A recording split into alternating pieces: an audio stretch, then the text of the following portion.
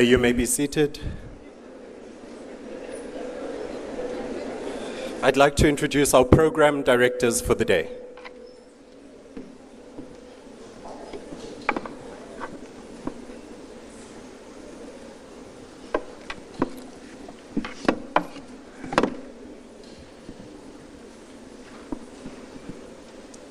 President of the Republic of South Africa, Ndate Cyril Ramaphosa, Deputy President of South Africa, Ndate Paul Mashatile, the Vice Chancellor of the University on the Mountain, UNISA, Professor Wileng Lingabula, representatives of state organs and other representatives of the eminent persons group present, leaders of political parties, representatives of business, labor, youth formations, civil society, and other sectors present in the room.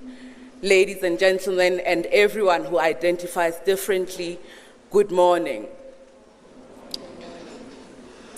Today we gather under the banner of the National Dialogue, which is convened by President Cyril Ramaphosa as the head of state.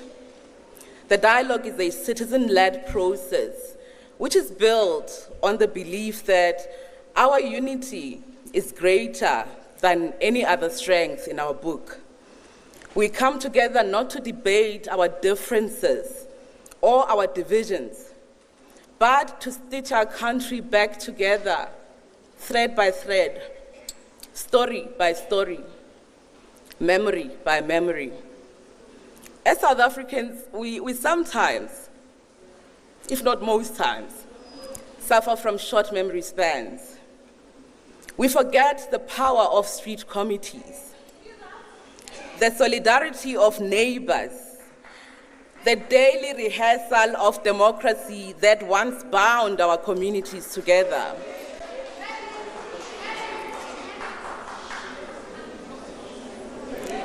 As Dr. Nduduzo Makhathini reminds us in music and in life, rehearsal is not repetition. It is preparation for transformation. And today, as part of that ongoing rehearsal,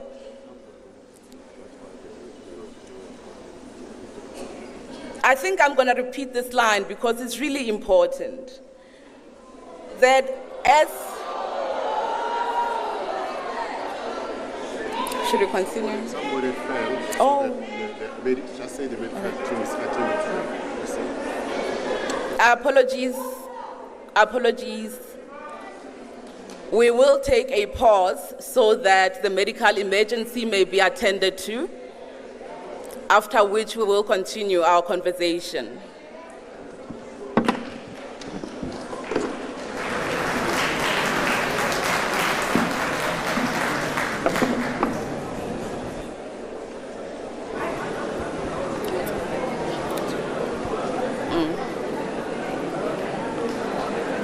All right, we're coming to you live from our UNISA makeshift studio, and it seems we're off to a rocky start at 20 minutes after 10 o'clock. These are visuals we're beaming to you from inside the main auditorium where the program had literally just kicked off, and it's understood somebody in the room collapsed. And it's still unclear, the exact circumstances surrounding the extent of the seriousness of the medical incident that's taken place, but we've heard of a call for some kind of assistance in order to assist the person who we're told may need that kind of help. If you've just joined us, this of course is meant to be the official start of the first national convention, which is going to outline the program for the dialogue, which is going to take place at a date yet to be decided upon.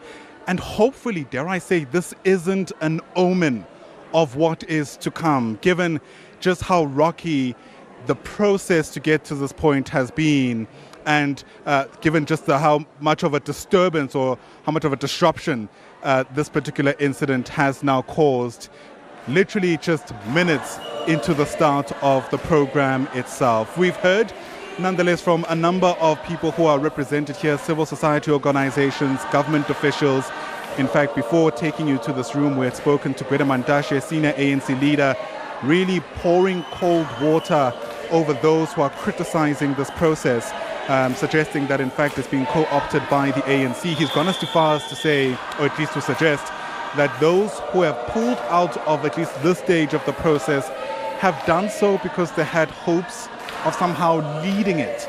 That's certainly my interpretation from the discussion we had a short while ago. But there's a bit of singing that's taking place inside the auditorium, I suppose trying to fill the silence that none of us had expected as some of the medical emergency officials who are on site respond to somebody who's collapsed. Let's just take in some of the sights and sounds as we watch what happens next.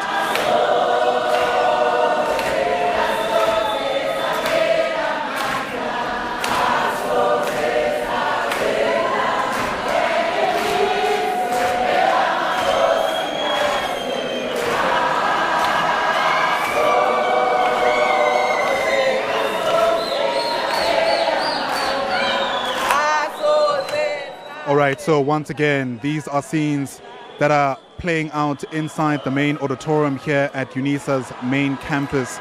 Some of the delegates who are present inside the room singing a chant, Asoze Aphela Mandla, we won't tire. And I suppose in some ways, this is going to be the refrain that they're going to need to hold on to, given just how bumpy the process has been to this point. If you've just joined us, the program had all but started just a few moments ago, and we are told that it's been interrupted because somebody inside the room collapsed. There has been some kind of effort now to try and give some kind of assistance to this person. Their identity still not known at this stage, and of course the extent of just how serious the medical situation is also not known. But I suppose this, if you like, is the very first hurdle of this process, which has been spoken about for more than a year now. It was in 2024, last year in April, when the former president, Thabo Mbeki, as he was taking stock of 30 years of the country's democracy, in fact, he was speaking at Freedom Park, not too far from where we are, and had spoken about the corruption and just the state of infrastructural decay, suggesting that perhaps what we need to do is to start this national dialogue, which must be held after the elections. In fact, he had said that the decay we had seen was the result of organized counter-revolution. And just a few weeks later, President Cyril Ramaphosa, making his first call to different stakeholders, also seemed to back those calls. In fact, I've just pulled up a quick quote where he says, "We will seek, as we have done to do so at many important moments in our history, to forge a social compact to realize the..."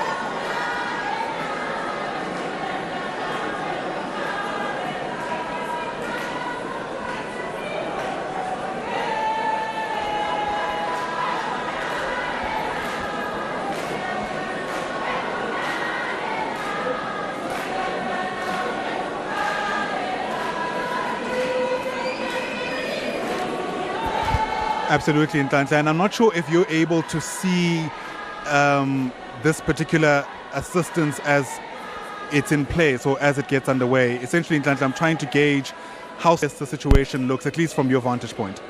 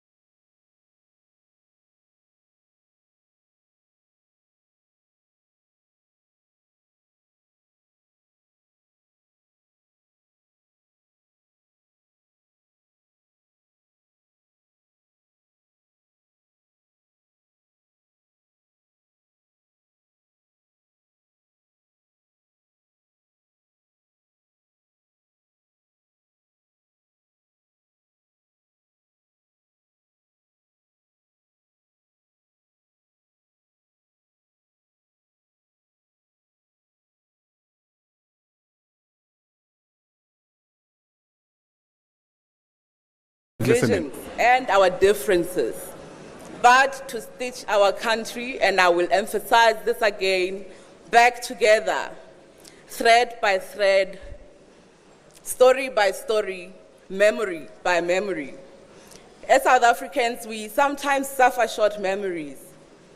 We have forgotten the power of street committees, the solidarity of neighbors, and we have forgotten, most importantly, the solidarity and the rehearsals of our democracy that once bound our communities together. As Dr. Nduduzo Makhathini reminds us in music and in life, rehearsal is not repetition. It is, in fact, a preparation for transformation. And today is part of that ongoing rehearsal for the South African public. It's a step towards the future we want, grounded in the wisdom of our shared past. In this dialogue, we will be asking 3 radical and very ambitious questions which are rooted in practical design. And these are: what radical changes are required? The second question that we'll be seeking to answer is: how do we respond rapidly to these urgent challenges? And most importantly, how do we rebuild trust? And how do we heal our nation?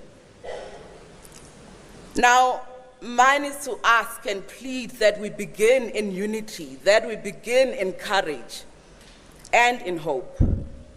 I am Theto Takani Nariadi Mahlakwana, and it's my most honor to be in conversation with you this morning, throughout the day, and over tomorrow. And I am not alone. I am joined in this very important task by my co-director of the program, Lerai Rakoditse. Sanbonani, South Africa. Ngiyayithanda South Africa. Lento leqedwe kuyenzakalayo yiyona South Africa yami. Yiyona South Africa that I was born free into. So ngicela nje nizishayeleni izandla before we continue. Igama lami nguLerai. I am a speaker, and of course today I will be co-directing the program with you all. I also would like you all to know that I am part of the Youth 20 in co-chairing a meaningful youth engagement and reforming multilateralism. So I'm actually currently engaged in negotiations and processes similar to the one that we are about to start with right now. Over the next year, ward by ward, sector by sector, we are going to speak, listen, and of course, act.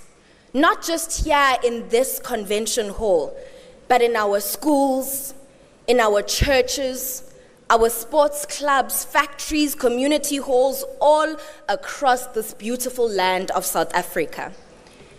This dialogue is yours.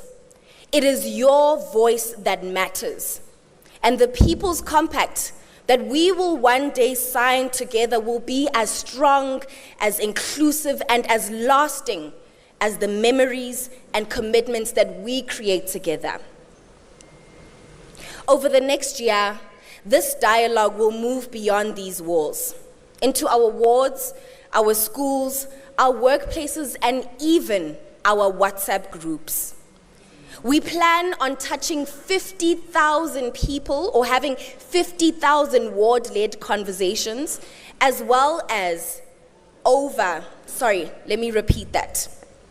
We plan on holding over 13,500 ward-based conversations and over 50,000 conversations that will be taking place on social media, television, radio, and of course, in our homes. The big goal of the national dialogue is for us to touch 10 million South Africans. I'll say that again. We plan on having conversations with 10 million South Africans throughout the process of the national dialogue. This is about turning conversations into community action plans and sector compacts. We are going to be ending with a People's Compact in June 2026. This will be the national agreement between us as citizens, the government, business, labor, as well as civil society on how we plan to move forward together. But for now, please allow me to do a few housekeeping rules.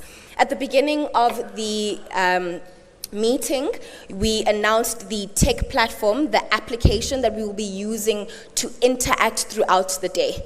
So you may experience a few lagging issues with the internet. Please just try again.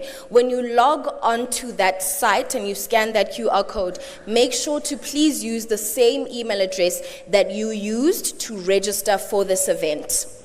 That specific platform is going to assist you in actually participating in today, as we're going to have breakaway conversations and going into particular themes of what we plan to cover throughout the national dialogue.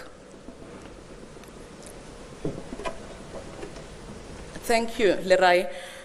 Now, because we are Africans and in African tradition, we must be welcomed before we continue with the work of the day. It is my utmost pleasure to welcome to the stage the Vice Chancellor of UNISA, Professor Buleng Lengabo.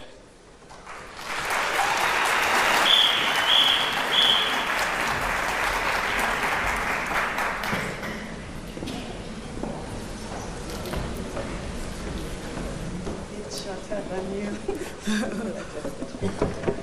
always put something. There's something somewhere. Yes.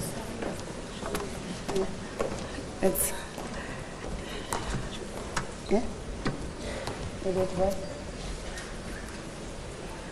I'm so short.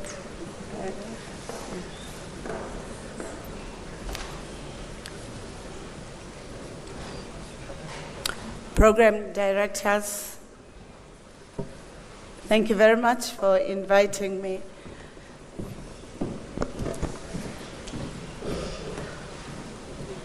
I want to apologize. They say they want to help me because you cannot see me. I'm a little bit challenged, and therefore I was still waiting for something to assist me. So I apologize. They think I'm hiding.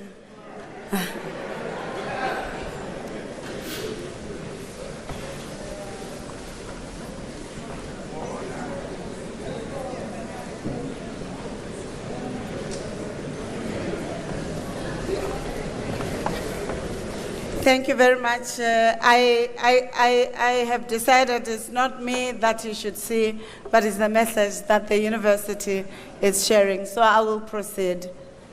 His Excellency President Cyril Ramaphosa, the President of the Republic of South Africa, Deputy President Mr. Paul Mashatile, former President and Deputy Presidents, Mr. Godidiza, the Speaker of the National Assembly, Justice Mandis Maya, Chief Justice of the Constitutional Court, Cabinet Ministers and Deputy Ministers, Members of Parliament, Premiers, Mayors, various public representatives and public sector leaders,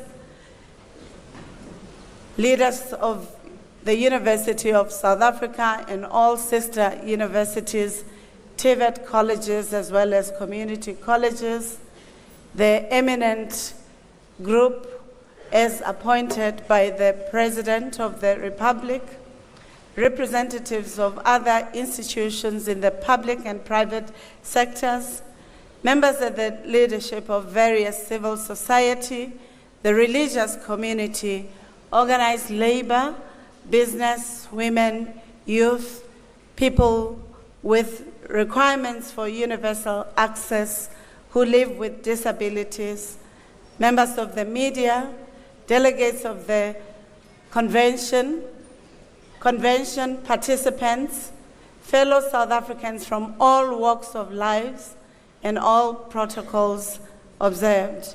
Sanbonan, Dumelang, Absheni, Salam Alaikum, Nimacheroni, Lochani, Khotsong. Thank you for the opportunity to welcome you all to this historic convention of the National Dialogue of South Africa. Today is yet another turning point in the history of South Africa. It is a day in which we set a process in motion to define the future that we South Africans, the world, and the people of goodwill would want for us. A process that will culminate in a comprehensive national dialogue in which all South Africans can remake the South Africa of their dreams. A process in which we can build sufficient consensus on the vision, plans, outcomes we would like to see. A process that can help us to reclaim our futures and the outcomes we would like to see. It will also be a process that can help us to reclaim our futures in respect to peace, human dignity, happiness for all. We know that the present and the future is born out of the past. Because of this knowledge, we know who we are, we know where we come from. We come from a past of many pasts. We come from struggle, from suffering, pain, and we come from hope. We come from oppression, violence, dehumanization, and destruction. We come from a deeply divided and unequal past, with many of its elements still defining our lives and our land. And yet at the same time, it is through the struggle that we could triumph over the evils of colonialism and apartheid. We do not only come from dispossession, poverty, and exclusion. We also come from wealth, health, and prosperity. We come from the rich histories and histories and cultures that make us one of the strongest and proudest nations in the world.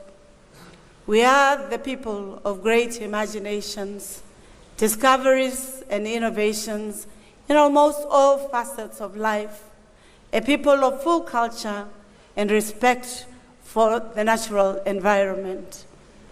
We also come from the women and the workers who have built this beautiful land over centuries.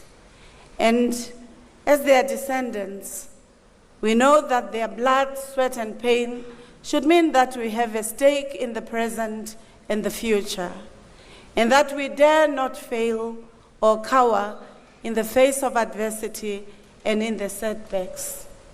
No matter how insurmountable the setbacks of the day may seem, we must march on. We also come from spiritualism and believe that humanizes, affirms, and protects. It is a belief and the value system that says all life is of equal worth and everyone deserves a place in the sun. I'd like to repeat, all life is of equal worth and everyone deserves the place in the sun.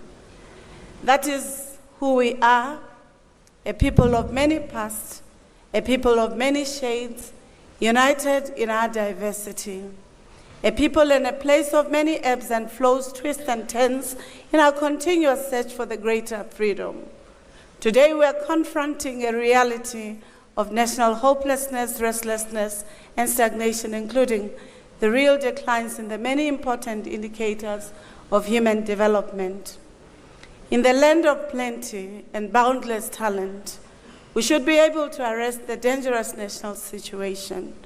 We have done it before, and we have emerged out of the most complex and opaque days of apartheid to build a new South Africa. This national dialogue process, which begins today, gives us a grand opportunity to find our true north again.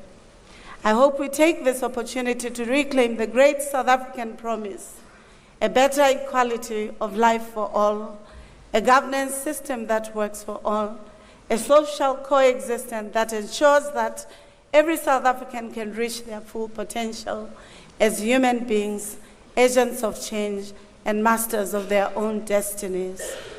As the University of South Africa, we're truly honored and excited to be chosen as the seat of the first national convention that seeks to rebuild, reconnect, and reclaim the South African promise.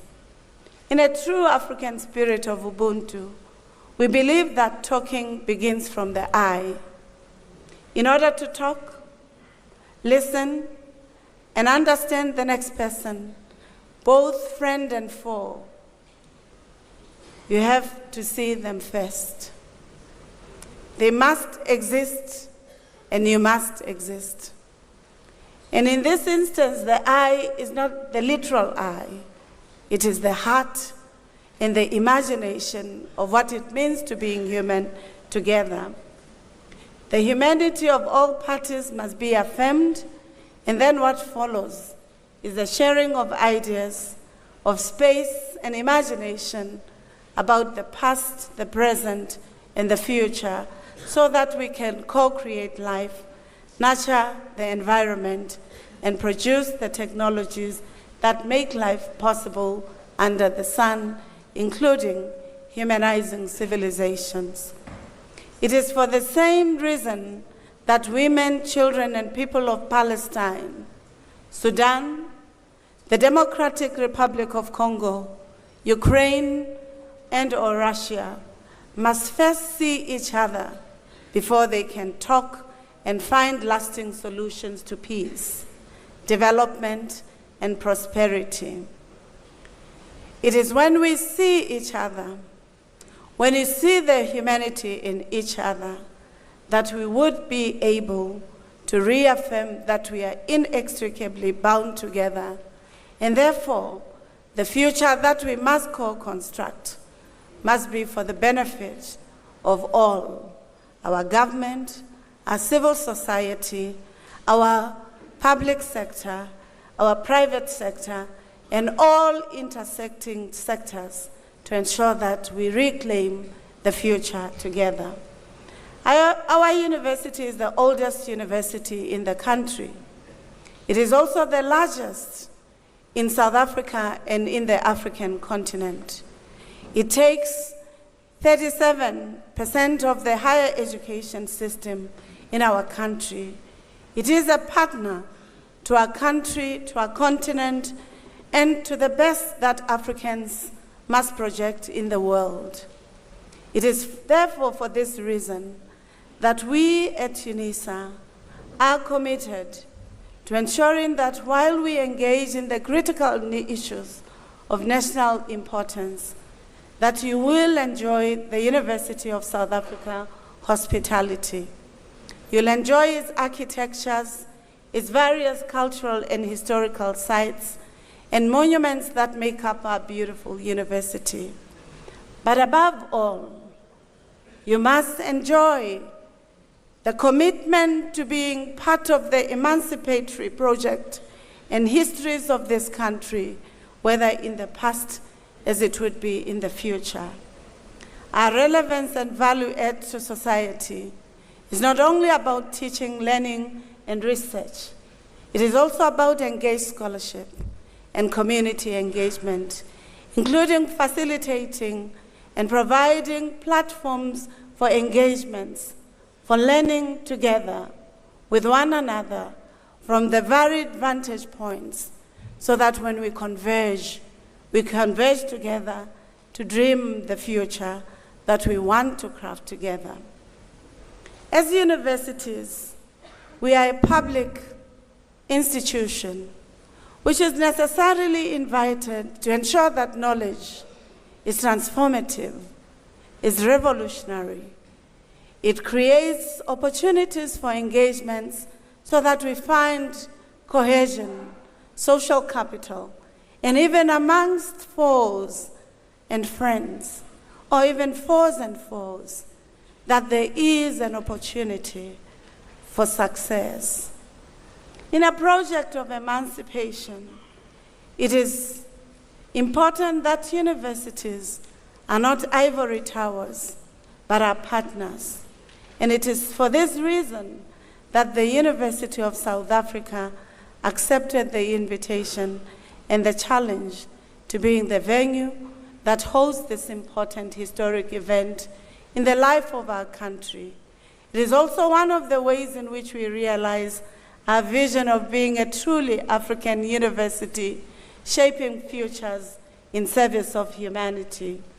We also hope that we can use this opportunity and the processes that will follow to debate, to contest one another, but more importantly, to find the solutions to produce the outcomes that will create the South Africa that we yearn for.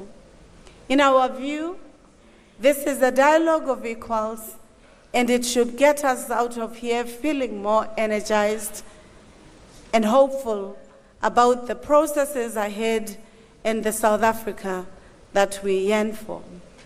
In his poem, Past, Present, Future, written as one word, the late poet laureate, Professor Kgosietsile, says, "There are cycles in the circle. I may even mourn my deadness or mourn your death. In this sterile moment, asking, where is the life we came to live? Time will always be past, present, future is always now. Where then is the life we came to live? welcome to the University of South Africa, the University of the land, the home of leaders, the home of the democratic presidents of this country, the home of President Mandela, President Mbeki, President Ramaphosa, who are the alumnus of this university, and we're quite appreciative, President Ramaphosa, you being the alumnus of this university, reminding us of the imperative that we should talk, we should engage, we should all bring our talents together to ensure that this country prospers, not only in the economy, but in the social compact, in the knowledge, in the technologies, as well as in the contribution that South Africa and Africa make in the world. Let me conclude with the words of our alumnus, the first democratic president, Ubaba Madiba, President Nelson Mandela, as he says, "May the sun never set on this glorious process. Let the South African promise flourish." Thank you. You're welcome to UNISA.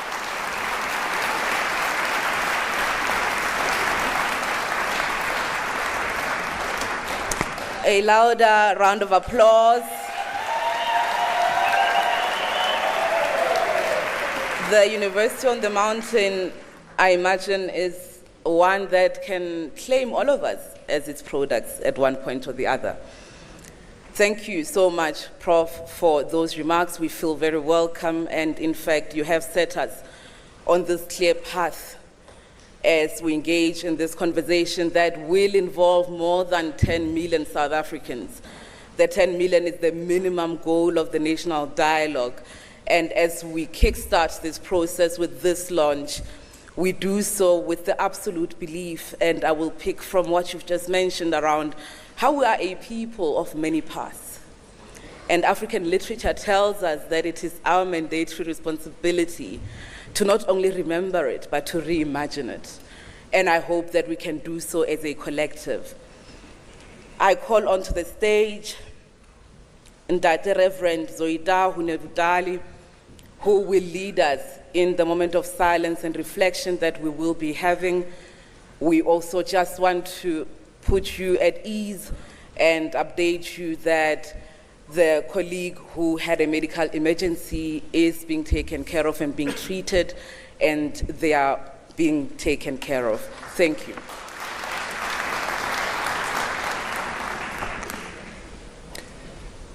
Program directors,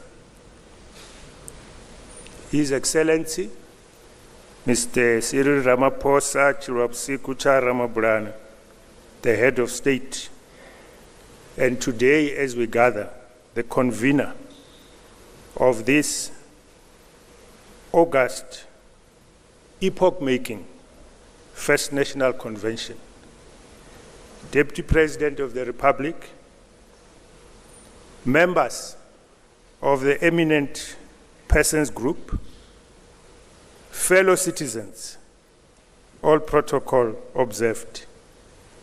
We have one beautiful country, dynamic, diverse religions, many faiths.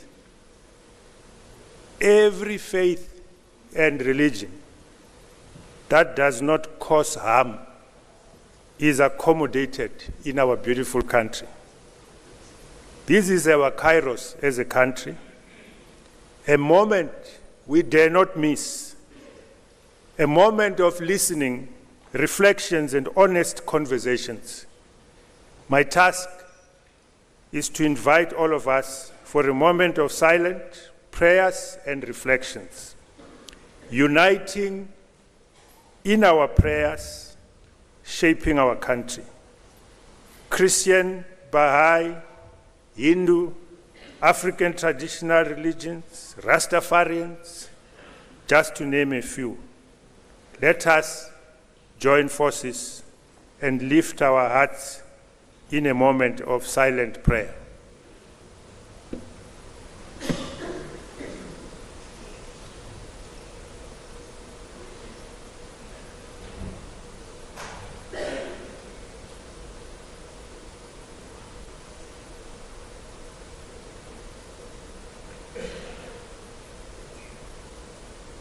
Thank you.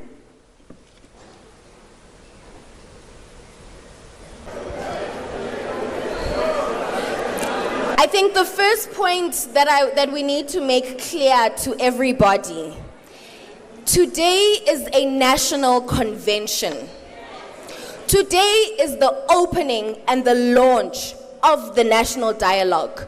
Today is not the national dialogue. Convention, Nyazi World Cup. The World Cup has football games happening across the country. The opening match happens in one place. We are at the opening match.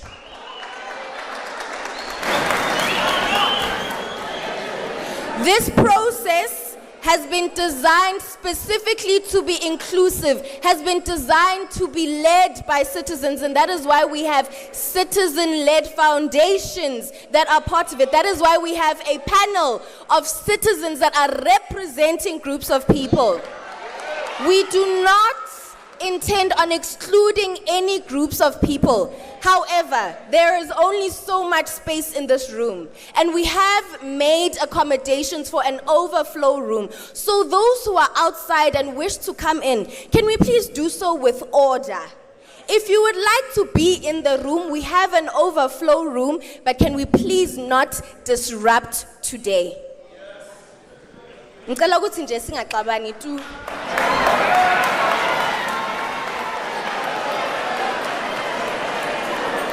All right. Can we continue with the day? Our president has been waiting to convene. All right.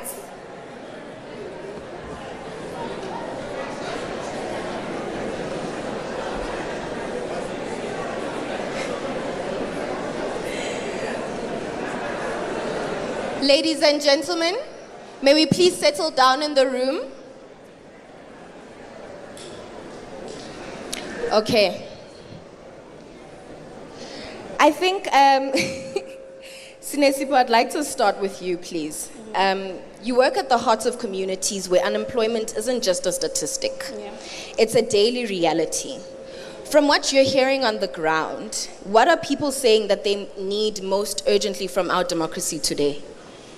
So, from this dialogue specifically, the word on the street, or what we must come out with, is that we must promote local industries so that jobs are created where people live. We must oblige the private sector to invest in communities instead of extracting from them and not giving back. And that we must ensure a living wage so that people are uplifted and not trapped in poverty cycles. So that's the energy on the ground. Okay, and so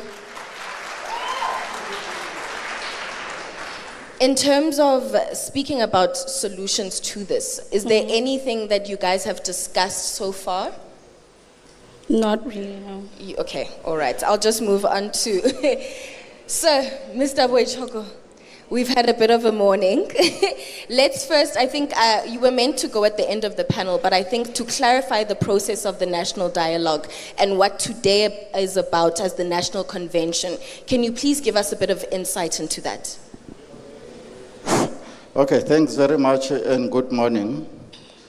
At the very heart of where and why we are here is for our ability as South Africans, firstly, to acknowledge that we have challenges as a country. It is the first opportunity since the dawn of our democracy.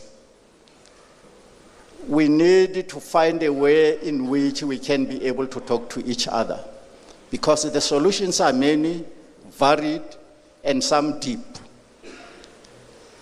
And it is only through us talking as South Africans that we will be in a position to find the common and the shared tomorrow.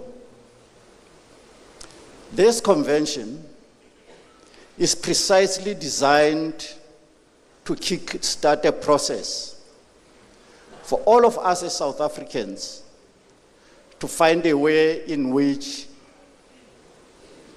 we can find lasting solutions. It is intended as a kickstart. We didn't come here to debate the substantive issues. We are here to set the framework and the pathway in which we are going to engage with each other. We are here representing our communities, our constituencies,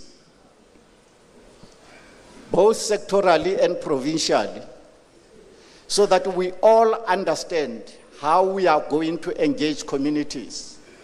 If we agree that at the very most, we'll have to engage more than 10 million South Africans to find a way in which how they think and understand their challenges and what possible solutions could be.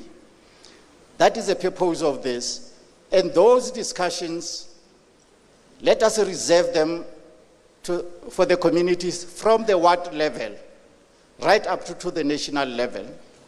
And because as a purpose and strategic intent of this process is to explore these issues. And we will come back after several months of engagement and dialogue with ourselves as communities. And then we'll come back and report back to this August forum what we have found and what we believe are the recommendations from South Africans across the length and breadth of the Republic of what needs to happen. That is the essence and the context of this convention. Let us set the rules of the game, but it must be citizen-led.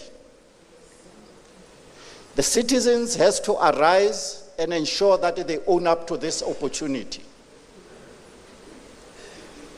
so that at the end of the day, they know that it is their own recommendations and resolutions to find long-lasting. It is in that context, because as we'll outline earlier, the draft modalities that collectively we must shape, because we are here representing constituencies where we come from. We will understand the best modalities which can be employed to assist communities across South Africa to engage and contribute. And that's why we are here. And then we'll go back to them and say, this is what we have agreed, how we are going to play this process. And we'll be able to strengthen all these modalities as we go along. And I'm sure that we are ready, we understood that purpose, that nobody else will solve South African problems except ourselves.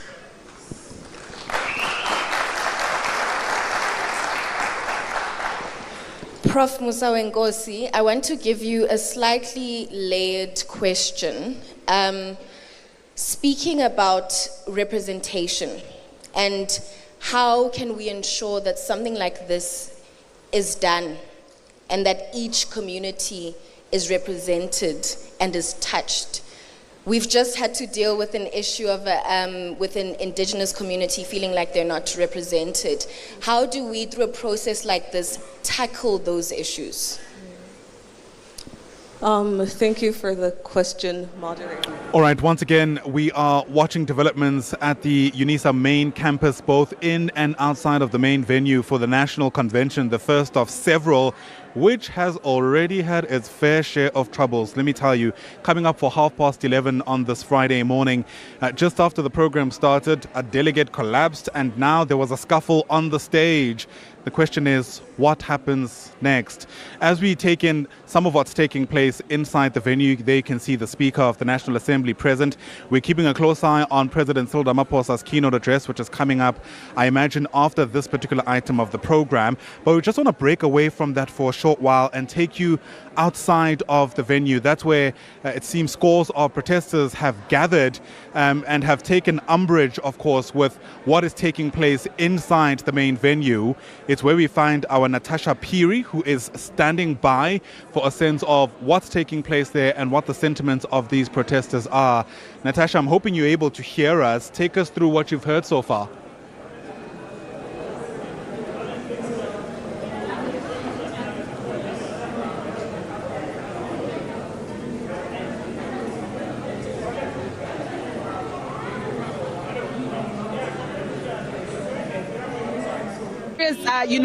Groups that are somewhat disgruntled. Let me just Prof, take I want this to conversation just go a little bit Peter. deeper with Of course, you. he's from the Gauteng Housing Crisis Committee. Peter, you're a number of people here. While the National Convention kicks off inside, you're saying that you are not happy at all with what's happening. Yes, so good day to the viewers of SABC. I think, we are not happy at all, and we came here to picket outside so that our grievances can be heard. First of all, there is a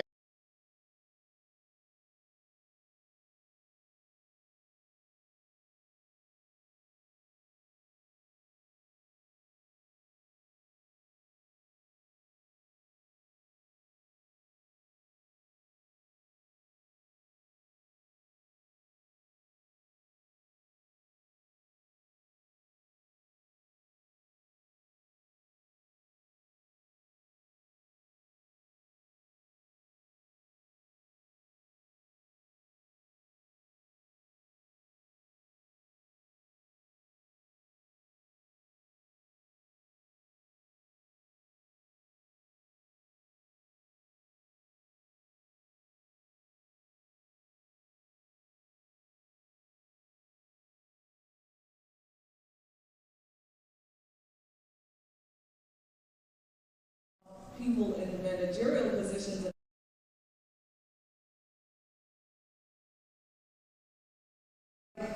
What often happens in the context where those who are in national leadership positions versus those who are on the ground, there are irreconcilable perceptions.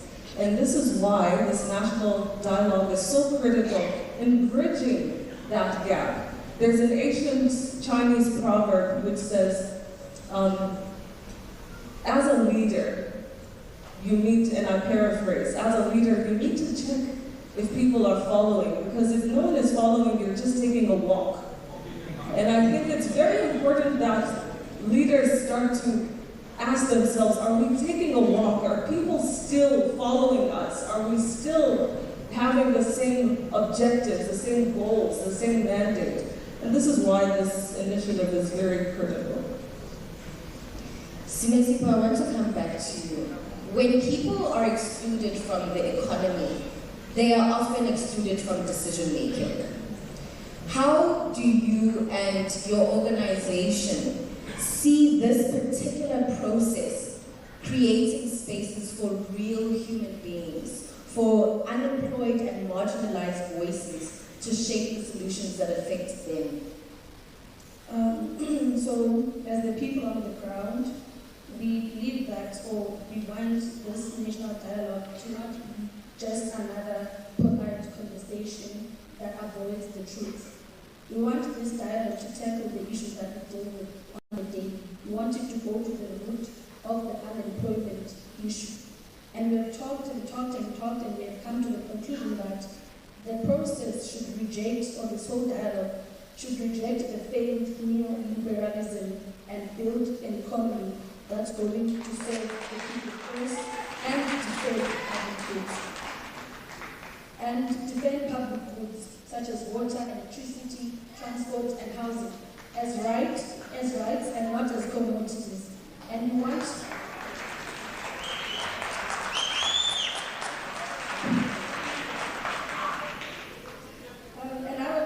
out of this dialogue, we want to end austerity because it starves our people.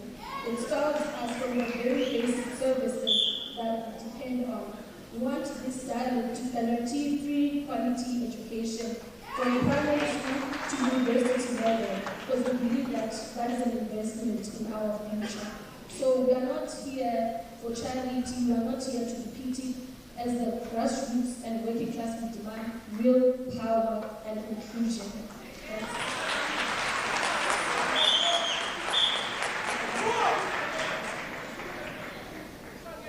I'd like to get a bit of clarity on the specific process of the national dialogue and how we can ensure that it is accessible. When I heard about ward conversations, it did frighten me a bit because I don't know about you all, but I personally am not that involved in my ward. I don't really attend regular meetings. And so this process would require people to regularly attend those meetings. Is there another accessible platform or another way in which people will be able to be involved in this national dialogue? And how do we sort of, you've told us that we can have these conversations at home, but is there a specific toolkit that you guys are giving us to ensure that everybody anywhere can host their own national dialogue? Thanks very much. If we look into the process of the national dialogue, the first thing that we must think about very deeply is how we activate South Africans to own up to the governance and development of the country.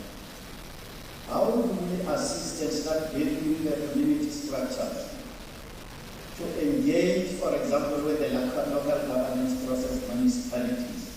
Because in many instances, some of our laws are allowed to enable communities to participate. But more often we are not using these possibilities. For example, how do we understand priorities which have been determined, for example, by a municipality at the local level? Therefore, the national dialogue is structured in such a way that simultaneously it assists communities to own up in the development of the country. At the ward level, each ward is going to have a pre-structured dialogues. And there is a toolkit that assists, and there will be community-based facilitators which will appreciate different communities in which they exist, to talk to them and to talk with each other. That will be replicated across, as we have sectors around here. That a variety of sectors from the youth, women, business, labor, faith-based will accordingly have some of the structured dialogues. But we are also creating a mechanism for self-activated dialogues by communities. For example, a particular community in Matatele can say we want to discuss our issues.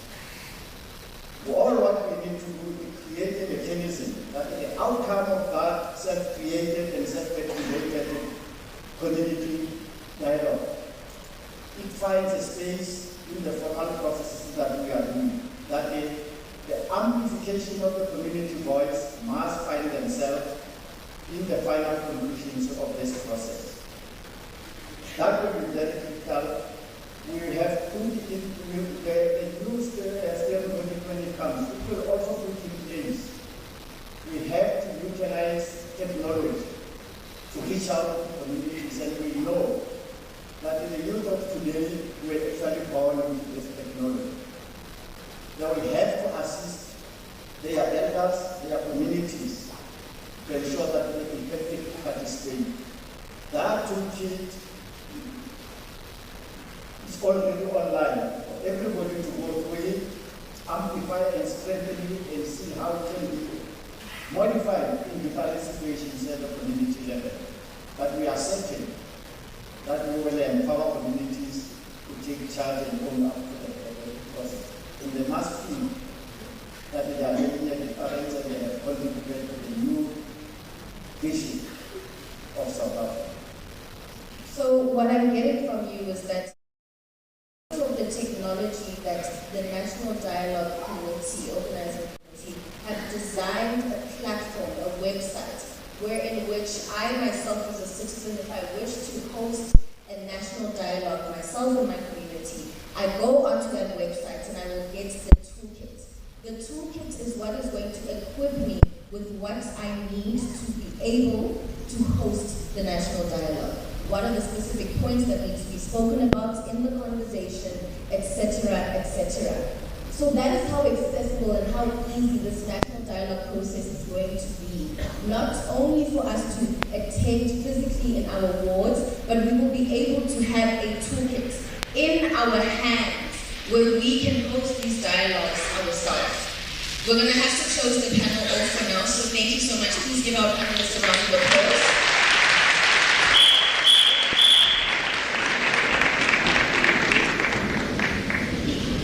I'd like to call up Paul Lagavigo as we set up the stage.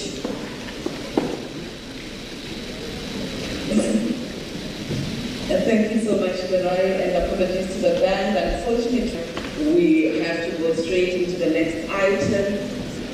Comrades, colleagues, friends, everyone else who identified otherwise, we are now going to hear more.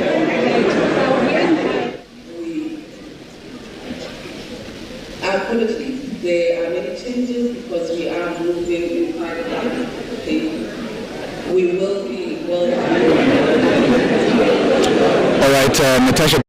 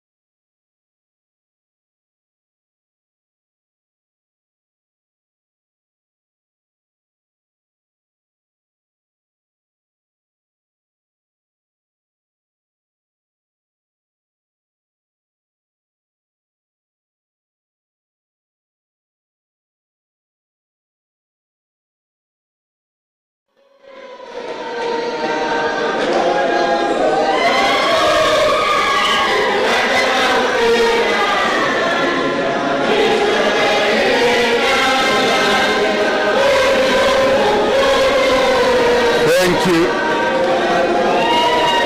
Thank you.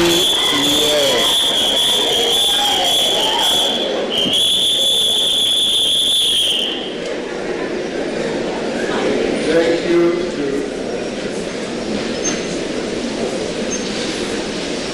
I hope this works. Doesn't seem to be working.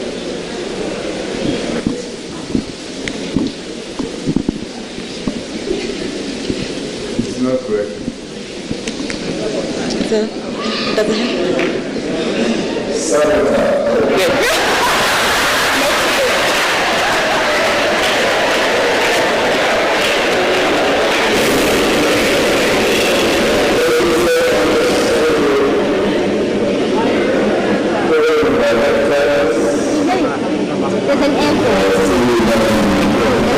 Ladies who are leading us today, the Vice Chancellor of the University of South Africa,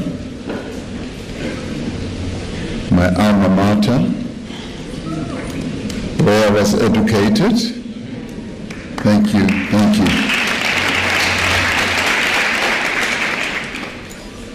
Members of the Eminent Persons Group, and specifically the co-chairs, Professor Tinyiko Maluleke and Mr. Rolf Meyer, and all the other EPG members, whose names I will want to outline towards the end of my input. Distinguished guests, I also want to greet the Speaker of our National Assembly, Toko Didiza. I heard word that the Chief Justice, Mandisa Maya, might be here, and I greet her if she is here. I greet ministers and deputy ministers. I'd like to greet members of parliament, representatives and leaders of civil society, traditional leaders who are here amongst us, faith-based organizations, leaders, and I welcome back to those who are here within us, who are eminent leaders of various faith-based organizations, business and labor leaders, youth and women's movement, leaders and representatives of political parties, esteemed guests, and most importantly, my fellow South Africans. I'd like to welcome you all to this historic gathering. I have called this first national convention in my capacity as your president, as the head of state. I do so in line with Section 83 of the Constitution of the Republic of South Africa.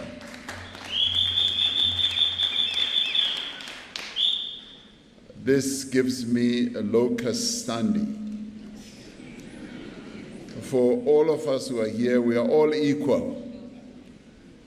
But it gives me locus standi because I happen to be the state president.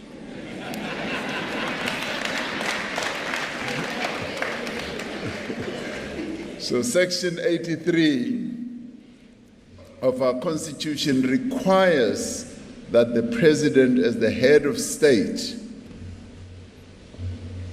and the head of the national executive, should promote the unity of the nation and that which will advance the Republic of South Africa and its people.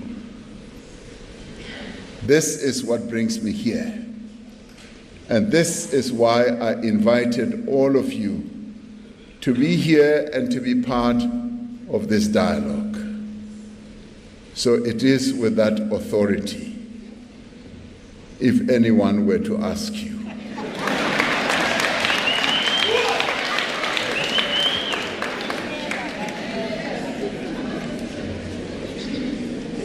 I should thank everyone who is here today for accepting this invitation.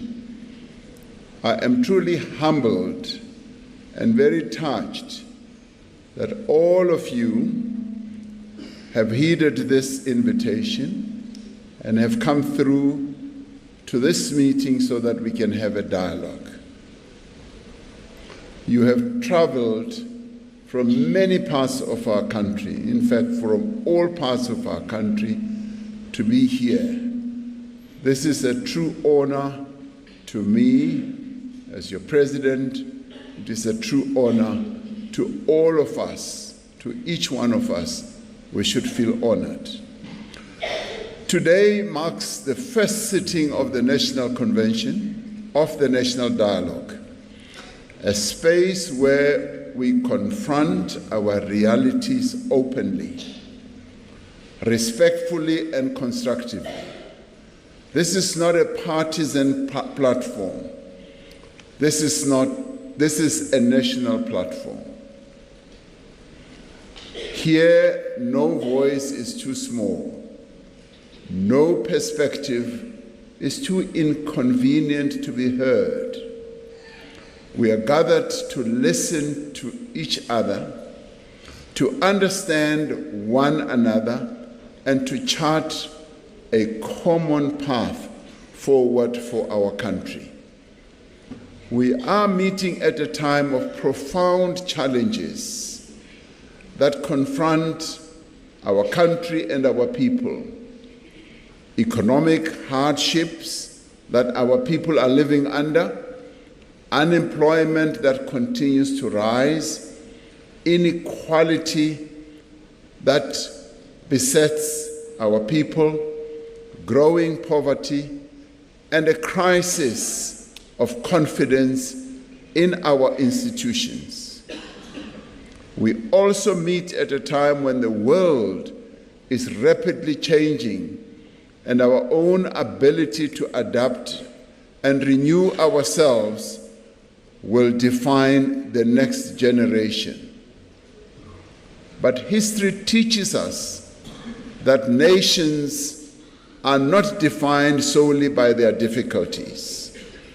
Nations are defined by how they respond to the challenges that confront them. Our own struggle for freedom from the nightmare of apartheid proved that unity in diversity is not an abstract slogan. History teaches us that unity is a powerful force for change, for transformation.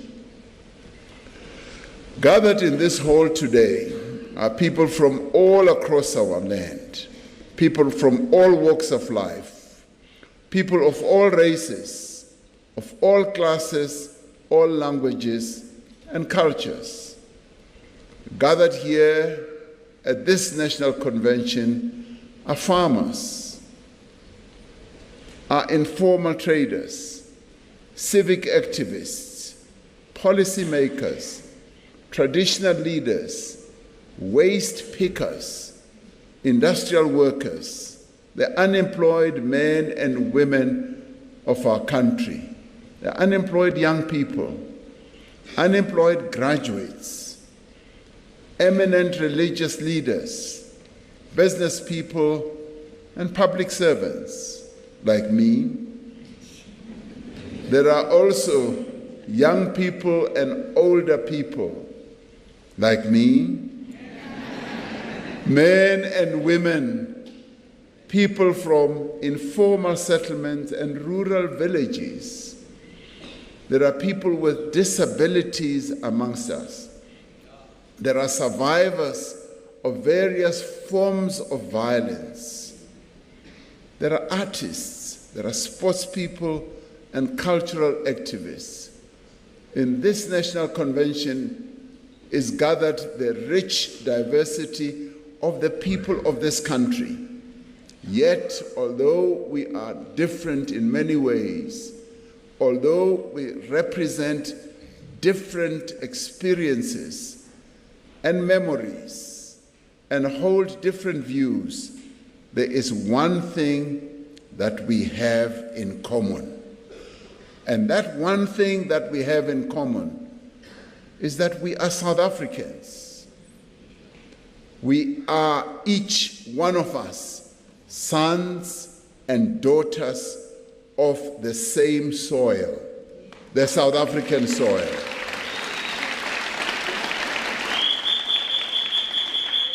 Whether people like it or not, we are sons and daughters of the soil, of Mzansi. This is where we come from.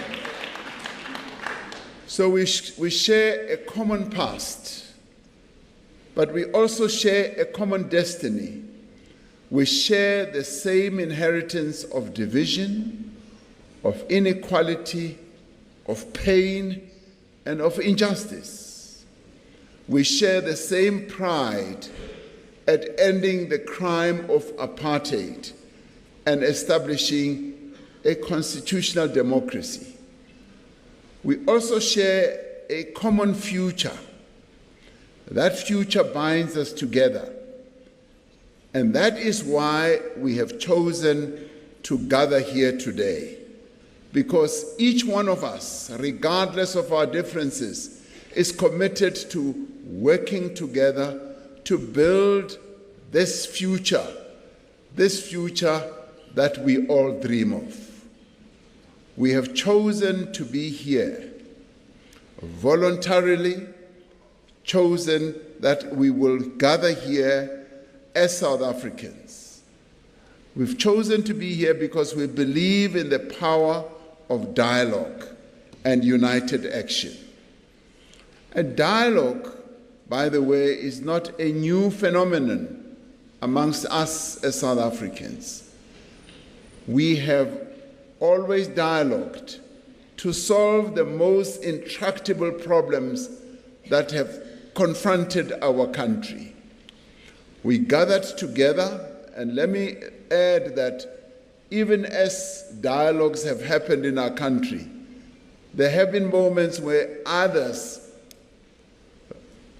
chose not to participate. There have been moments when others said, no, what is this all about? We are not going to be part of it. Now, I will tell you a story which I hope will not embarrass one of those who told me the other time, and is the leader of the Pan-Africanist Congress. He's here. He serves in my cabinet. And as we were preparing for the dialogue, he said to me, President, we as the Pan-Africanist Congress, we have always historically refused to participate in various dialogues. We were not there in Kliptown. They call it Kliptown, when the Freedom Charter was drafted. We were not there when there was a dialogue to end violence in our country. We were not there when the Constitution was drafted, when there was that broad dialogue. And he said, we feel that our voice, our views were not heard. And he said, this time round, Aibu, we are going to participate. We are going to be part of it.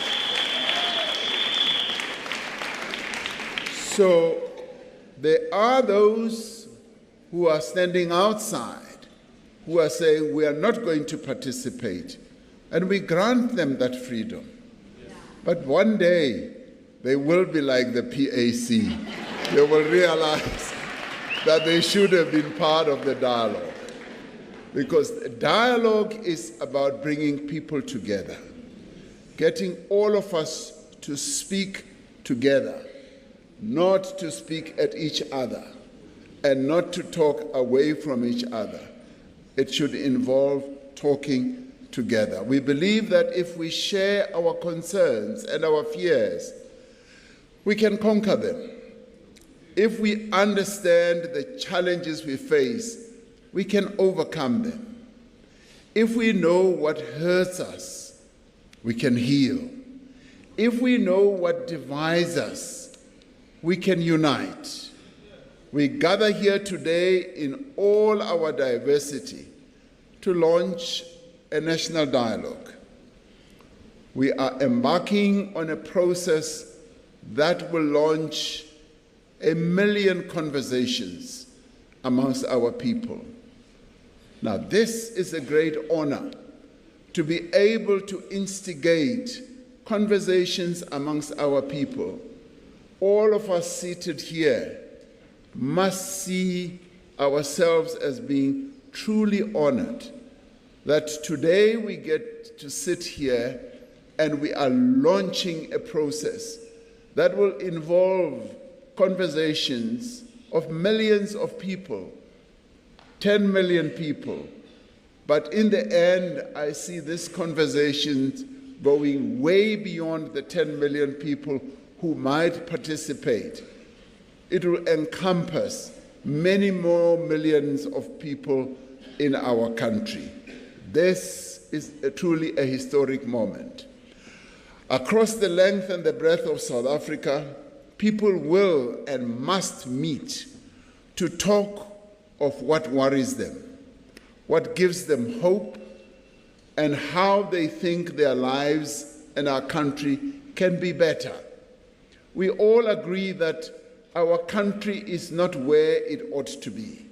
We all agree that there are many things that are broken in our country. Getting together, talking to each other, we should be able to find solutions on how we can put many of the things that are broken in our country together. This initiative is about what all South Africans must do together to make our lives and our country better.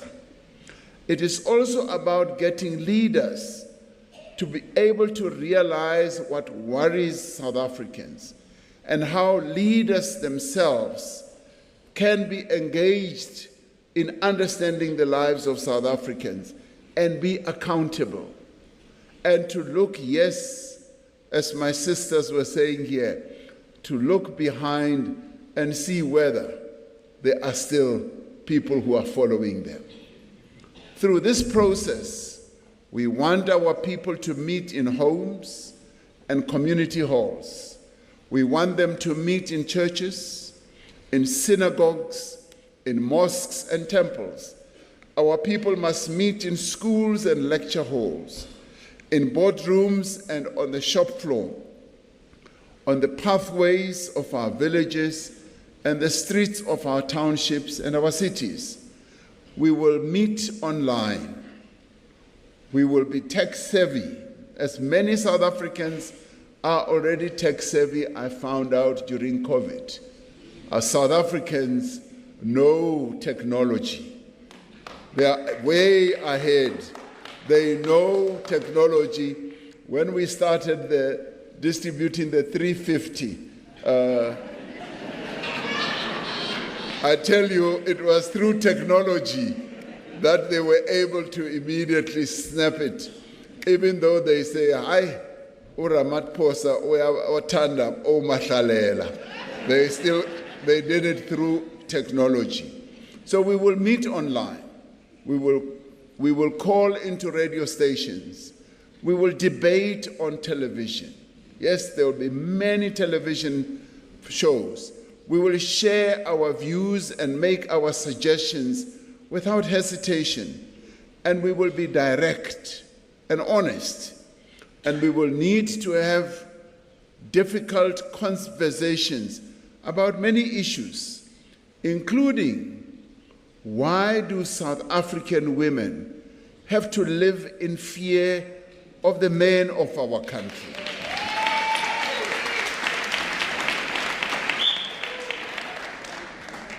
This is Women's Month, and I'm glad that these conversations should start this month, that we as the men of South Africa must begin to internalize this question.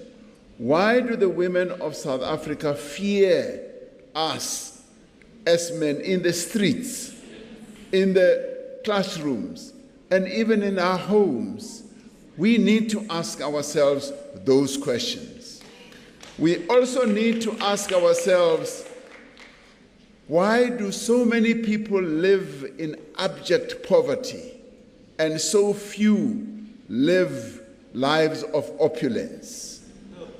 Why, after decades of democracy, are the prospects of a white child so much better than those of a black child? We need to ask ourselves that. We also need to ask ourselves, why do women get paid less than men for the same work? That's what we need to ask ourselves. Now, we also must go deeper and ask ourselves why, when we have a Bill of Rights in our Constitution, are the LGBTQI+ people still discriminated against? Why are they still stigmatized and harassed? Why do clinics run out of medicine? Are questions that we must ask ourselves. And why do taps run dry? These are some of the questions that we must be willing to ask and which we must be prepared to find answers for. But more than that, my fellow South Africans, these are the challenges that we must be ready to do something about. As individuals, as organizations, as communities, as parents, as elected representatives, and as public officials. The National Dialogue is a call to debate and to discuss, but it is also much more than that. More importantly, the National Dialogue is a call to action. It is a call to all South Africans to seize this moment for change and progress. And this we cannot do when we are sitting on the sidelines. This we cannot do when we do not want to be part of this conversation. And this we cannot do when we sit on the sidelines and just criticize. We need to be inside the tent rather than being outside of the tent. And we also need to have one tent. We do not need another tent where other conversations will take place. This is the real tent where conversation must take place. Now, it is a call to build a society in which there is a place for everyone, where the country's wealth is shared by all. A South Africa that truly belongs to all the people who live in it. We have come together in this national convention not to have the dialogue, but to start the dialogue. Gathered here, all of us together, we are well over 1,200 or 300 across many organizations and sectors. Our task is to prepare for the thousands of public dialogues that will happen in communities across the country over the next 6 to 8 months. We are here to consider some of the themes that may arise in those discussions, understanding that it is ultimately the people of this country that will determine the issues that should be discussed. And this is what we call citizen-centered dialogues and discussions. We are here to reflect on how we should approach these public dialogues, what methods we should use to ensure that everyone has a say and that the discussions take place in an environment that promotes understanding and that encourages healing.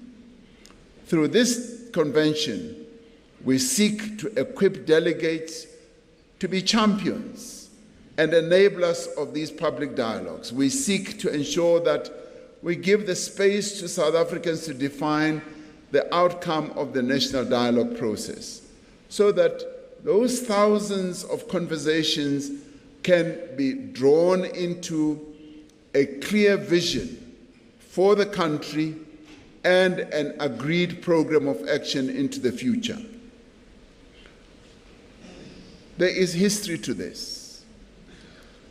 When we drafted our constitution, and I'm glad that Ruth Meyer, who played a pivotal role together with some who are here, including myself, is here today, because we participated in the process of ensuring that as we drafted the Constitution, we involved many of our people throughout the country to discuss the key elements that should go into our Constitution.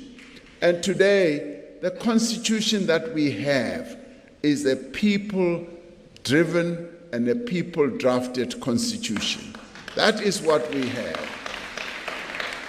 Now, through the national dialogue process, we hope to arrive at a social compact that will outline the role and the responsibility of all of us as citizens, as the arms of the state, business, labor, traditional leaders, religious bodies, civic organizations, activists, and various other social structures. This national dialogue must be about citizens taking responsibility for their own future. Through the dialogues that will take place, people must be able to attend to the challenges that we are facing, where they live, where they study, where they work. They must be able to hold their public representatives accountable and ensure that all public institutions fulfill their responsibilities. The National Convention is the moment at which the people of South Africa take over the national dialogue.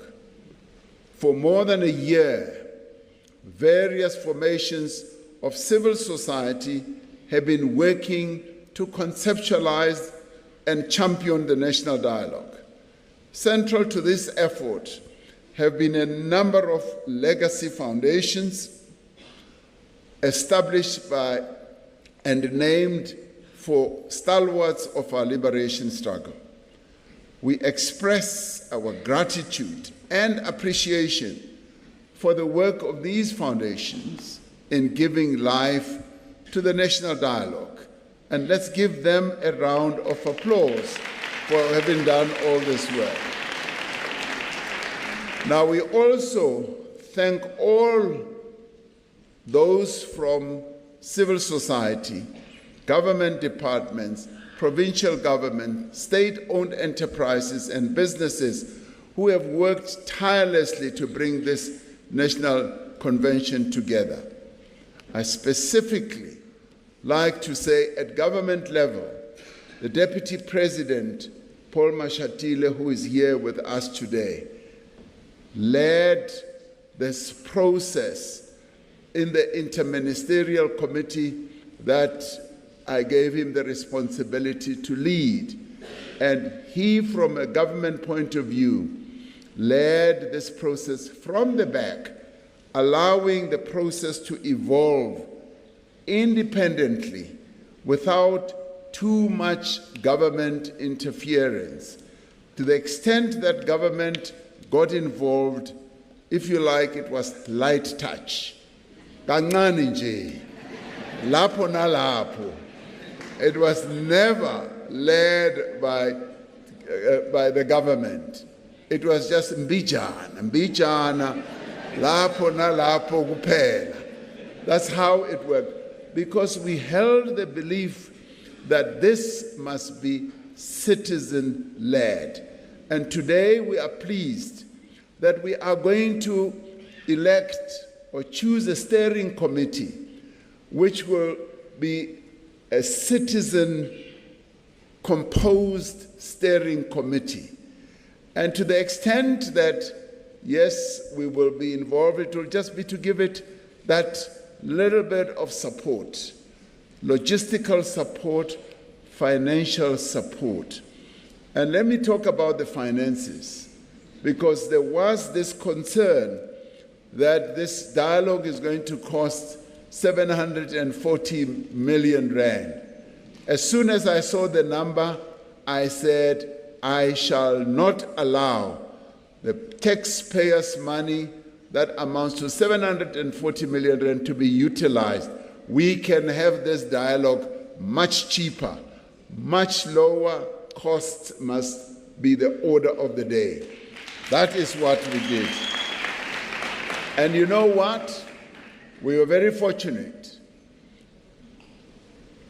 The University of South Africa, the Vice Chancellor, the good professor, immediately said, you know what, to cut off all those costs, we'll give you this beautiful venue for free. And now we got it for free. Now, that is exactly what we are going to seek to do. We will be going around the country. We will desist from hiring halls, expensive halls in hotels, and so on. We will want to hold the various dialogues in schools. We'll hold it in churches, not in beer halls, no. And we will hold them under the tree and all that. So that is how we are going to bring the cost down, because the people of South Africa do not want us to be spending too much money on the conversations that we are going to have. So we are extremely grateful to the Vice-Chancellor and the leadership and staff of the UNISA for hosting this national convention and providing the facilities and the services that they've made possible.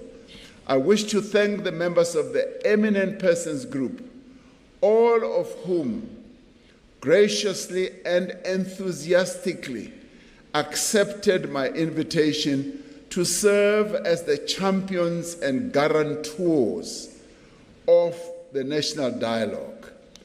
These esteemed South Africans are Dr. Brigelia Bam, former Independent Electoral Commission chairperson, who accepted this role. Mr. Robbie Brozen, entrepreneur and business person. Judge Edwin Cameroon. I think we'll applaud them all together when I finish. Otherwise, you're going to be very tired. Judge Edwin Cameroon, former Constitutional Court judge. Mr. Mani Dipicho, former Northern Cape Premier. Dr. Desiree Ellis, Banyana coach and football legend. I knew you wanted to applaud her. Ms. Ella Gandhi, peace activist and stalwart. Ms. Nomboniso Gasa, researcher and rural activist. Mr. Bobby Gotzel, business leader, particularly in the mining industry. Dr. John Kani, award-winning actor. I knew you would applaud that. But he's not going to act on stage today. Mr. Siya Kolisi, Springbok captain and world champion.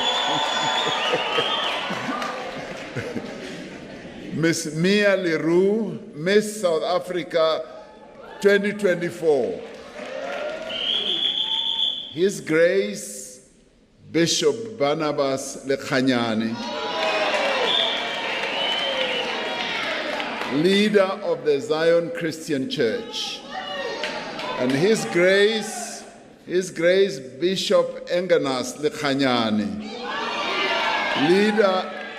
leader of the St. Enganas Zion Christian Church.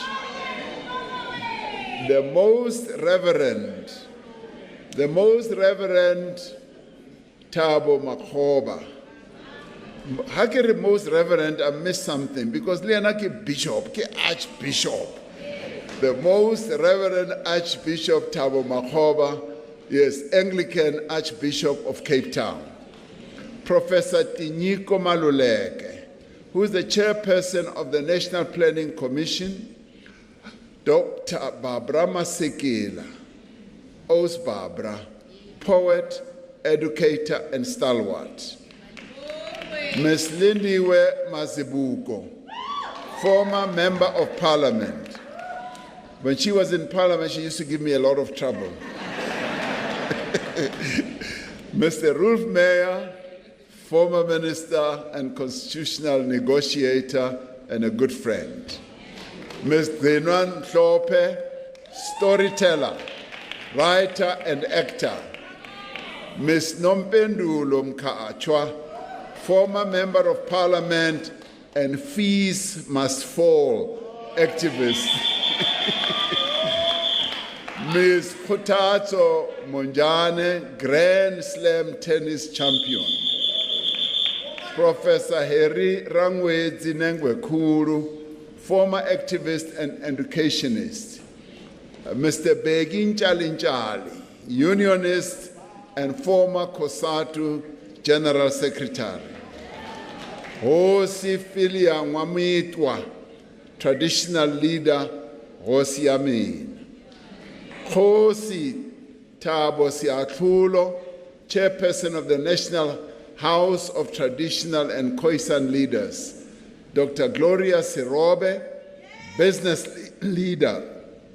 Bishop Sithembile Sipuka, President of the South African Council of Churches, Dr. Imtiaz Suleiman, founder of the Gift of the Givers, Professor Derek Schwartz, academic, Ms. Lurato Trok, author and early literacy expert, Mr. Sibusiso Vilani, mountaineer and adventurer, those who go on to the mountains, Mr. Siabulela Buza, award-winning scientist and entrepreneur, the only South African who has a planet named after him. Now, I took the trouble to read all their names because they are the eminent persons group that I appointed on advice from a number of people, including from the PTT. These are the men and women who are going to be the champions, the guarantors, the wise minds that are going to steer this whole process forward, working together with our steering committee, working together with, yes, a management team that will be put in place, working together with the administrators and the secretariat who are NEDLAC. Now, since their appointment, the EPG, they have provided valuable guidance and support to me and to all those involved in this work. Lastly, I wish to thank all the delegates to this convention and everyone who is following these proceedings around the country. I do thank the EPG because when there was doubt on whether we should proceed with this convention today, they met and gave me counsel and gave everyone counsel who was involved and said to me, President, much as people might think that we are not entirely ready, the invitations have already gone out. Many people have already been invited. If we are to postpone this important national event, it will dampen the occasion, people will be more doubtful, trust will be lost, and they said we best continue with this dialogue. And as with all other events, there will always be gaps, there will always be shortcomings, but it is always best to press ahead and to get as much work that needs to be done. And I'm truly pleased that they gave that advice because those who have been doing the work, the organizing committee, has pulled out all stops to make this day possible. And I'd like us to give them a round of applause.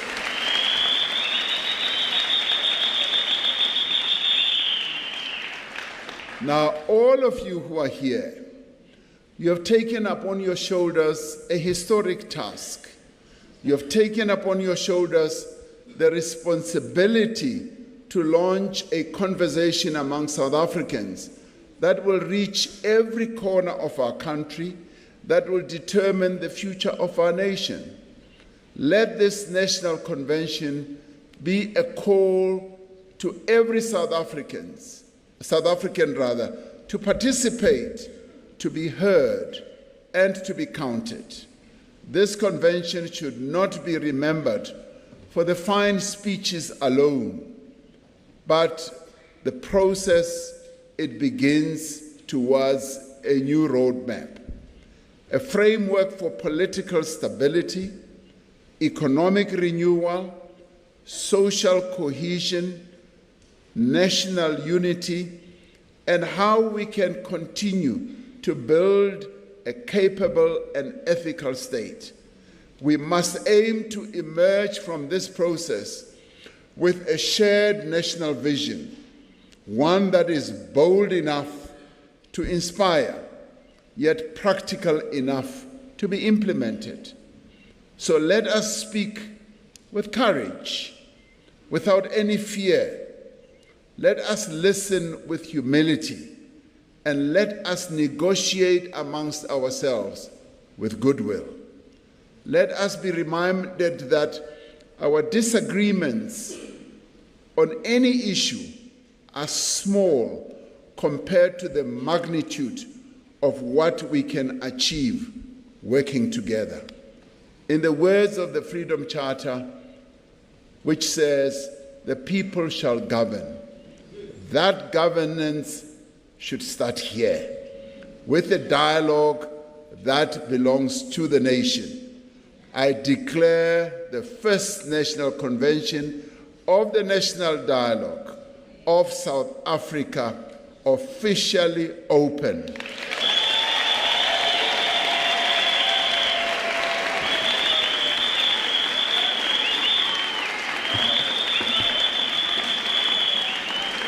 And may our work be guided by wisdom, your wisdom. May our work be grounded in truth and be blessed with the spirit of Ubuntu. The spirit of Ubuntu that must guide us for ourselves and for generations to come.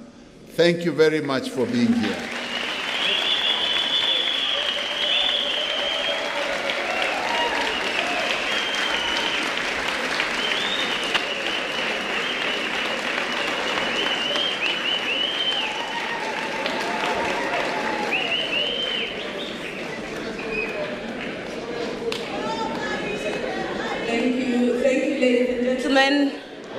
Thank you, Mr. President. We are going to swiftly move on to the next item.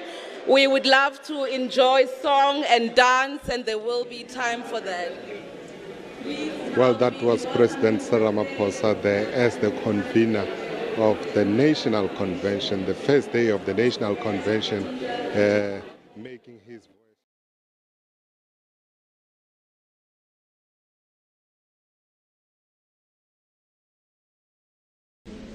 We ask all of them to turn their regular gatherings into dialogue moments.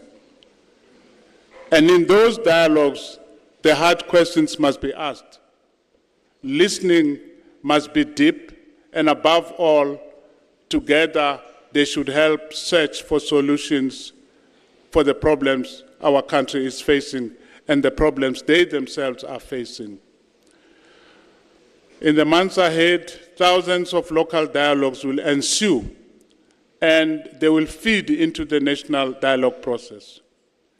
Each one will be a brick in the foundation of our national compact, the shared agreement that will guide our country to the next 30 years. That compact will be written with the tears that will flow at the places where dialogues will take place. That compact will be written in the sweat of the workers of this country. It will be written in the blood of the martyrs who gave their lives for this democracy. Failure to deliver a credible and successful national dialogue is not an option. Perhaps to paraphrase Abraham Lincoln, we are ready to ensure and assure a dialogue of the people, by the people, for the people. I thank you.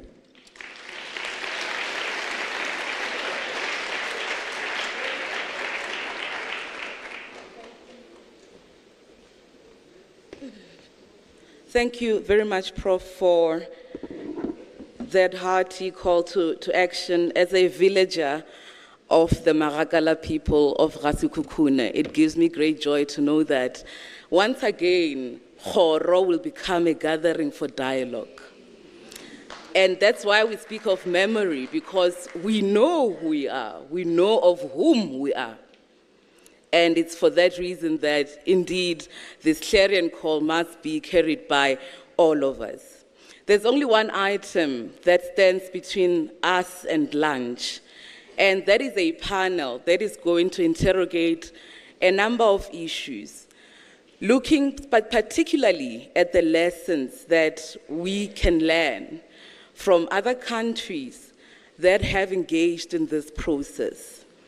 However, before I do that, Lerai is going to come back on stage to go through the housekeeping rules that we'll need to observe as we go out to lunch and as we excitedly come back, because when we come back in the expectation session, that's when you will speak. That's when the conversation that we will be having in every ward, in every church, in every shebeen will be starting. And I hand over to Lerai. All right, so just to refer back to the links that you all had scanned on the screens, the QR code, I just want to check with everybody. Have you managed to scan the QR code and get on the app and sign in? Yes, no, thumbs up? No. Okay, so can we please ensure that we have those QR codes back on? And can we make sure that before lunchtime, all of that is sorted? Because after going into lunch, you're going to go into the themes that you have selected. So if you see on the application, if you selected theme 2, crime and corruption, or theme 3, winning the future through education and a healthy nation, theme 4, fixing the state and making the constitution work, and theme 6, gender and GBV. So if you selected theme 2, 3, 4, or 6, you will be going to the marquee at the terrace just opposite the Philadelphia cafeteria. So this is where you will be going for lunch. We're going to be breaking for lunch in our groups because the conversation will start throughout lunch. So just once again, theme 2, 3, 4, and 6 will be going to the marquee at the terrace opposite the Philadelphia cafeteria. Then if you selected theme 5, 7, or 9, theme 5 is building South African values, culture, and strengthening our social fabric. Theme 7 is dealing with intergenerational trauma and healing. Theme 9 is poverty and spatial inequality. So you will be going to the Khorong cafeteria and marquee opposite the cafeteria. Once again, theme 5, 7, and 9 will be going to the Khorong cafeteria and marquee opposite the cafeteria. Then themes 8 and 10, theme 8 is environmental justice. Theme 10 is land tenure and mineral rights. Theme 8 and 10 will be meeting at the Good Hope cafeteria located within the OR Tambo building. So we're just going to have the panel right now, but I will remind you once again after the panel, please be sure of the themes that you have selected, because when we break for lunch, everybody will be breaking into those specific theme groups and convening in those areas. All right. I would also like to advise you all that we have multiple catering stations around. The multiple catering stations, and so those themes need to go to the specific stations. I would also like to let you all know that we have a setting expectations session that is going to begin after lunch, where we get to hear from the floor and prepare for the dialogue lab breakaways. So the theme that you have selected on the application is going to be very, very imperative for the next session of the day after lunch. Please make sure that you are signed up on that. I'm going to ask the tech team to put the QR codes up once more. Remember, you are signing up with the same email address that you used to register for the event. All right, I'd like to call Austedo back. We can begin with the next plenary, which is going to be a panel discussion on looking at past national dialogue processes.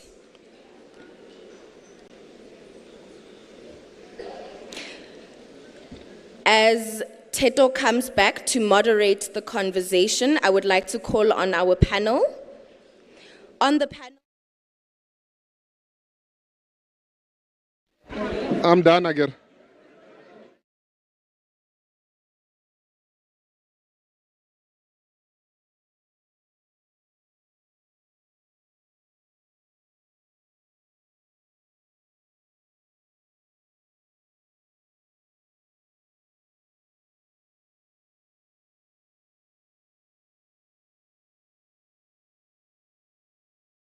Tumeleng Motlhabane from Equal Education. May we please have those 4 panelists joining us?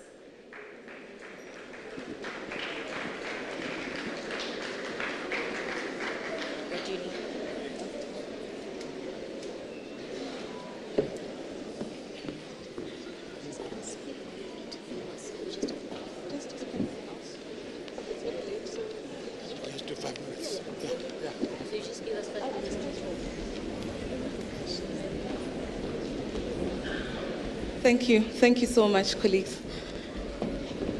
So one of the biggest conversations that have been happening on the sidelines of the South African debate around the national dialogue and its feasibility and its necessity has been a question around, but why do we need it? And I think and believe that one of the quickest ways to establish its need is to reflect on who else has had to rely on it as a method of cohesion or even as a catalyst to a future society that they want to see realized. And I'm going to start with my colleague on the far left, and yes, and just humbly ask you to give us a brief note around where else has this worked, and why were those nations in need of such what some may term extraordinary step? I'll just hand over. Thank you. Colleagues, observing all protocols, Deputy President, and the President has apologized, he had to depart. I think this is a very unique moment because we're actually seeing 2 processes. One is a dialogue process that will connect with a social compacting process. And I think there have been lots and lots of international and local experiences of both.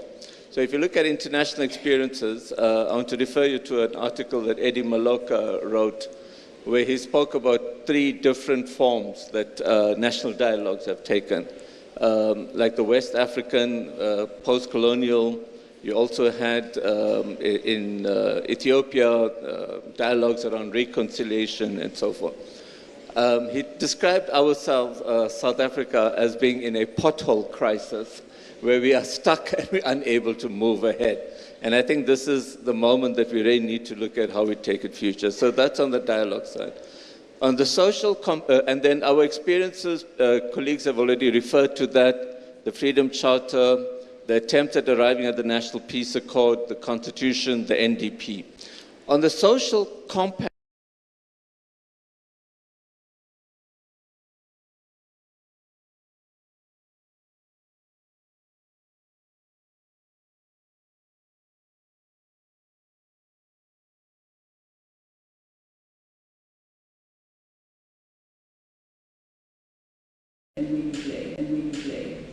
Please do continue, but I want you to build further away from where he started. He mentioned an example in West Africa, and how there was an organization around speaking to one another. One makes an example of even just such a home across the Limpopo River, where there was one such dialogue, or an attempt at it.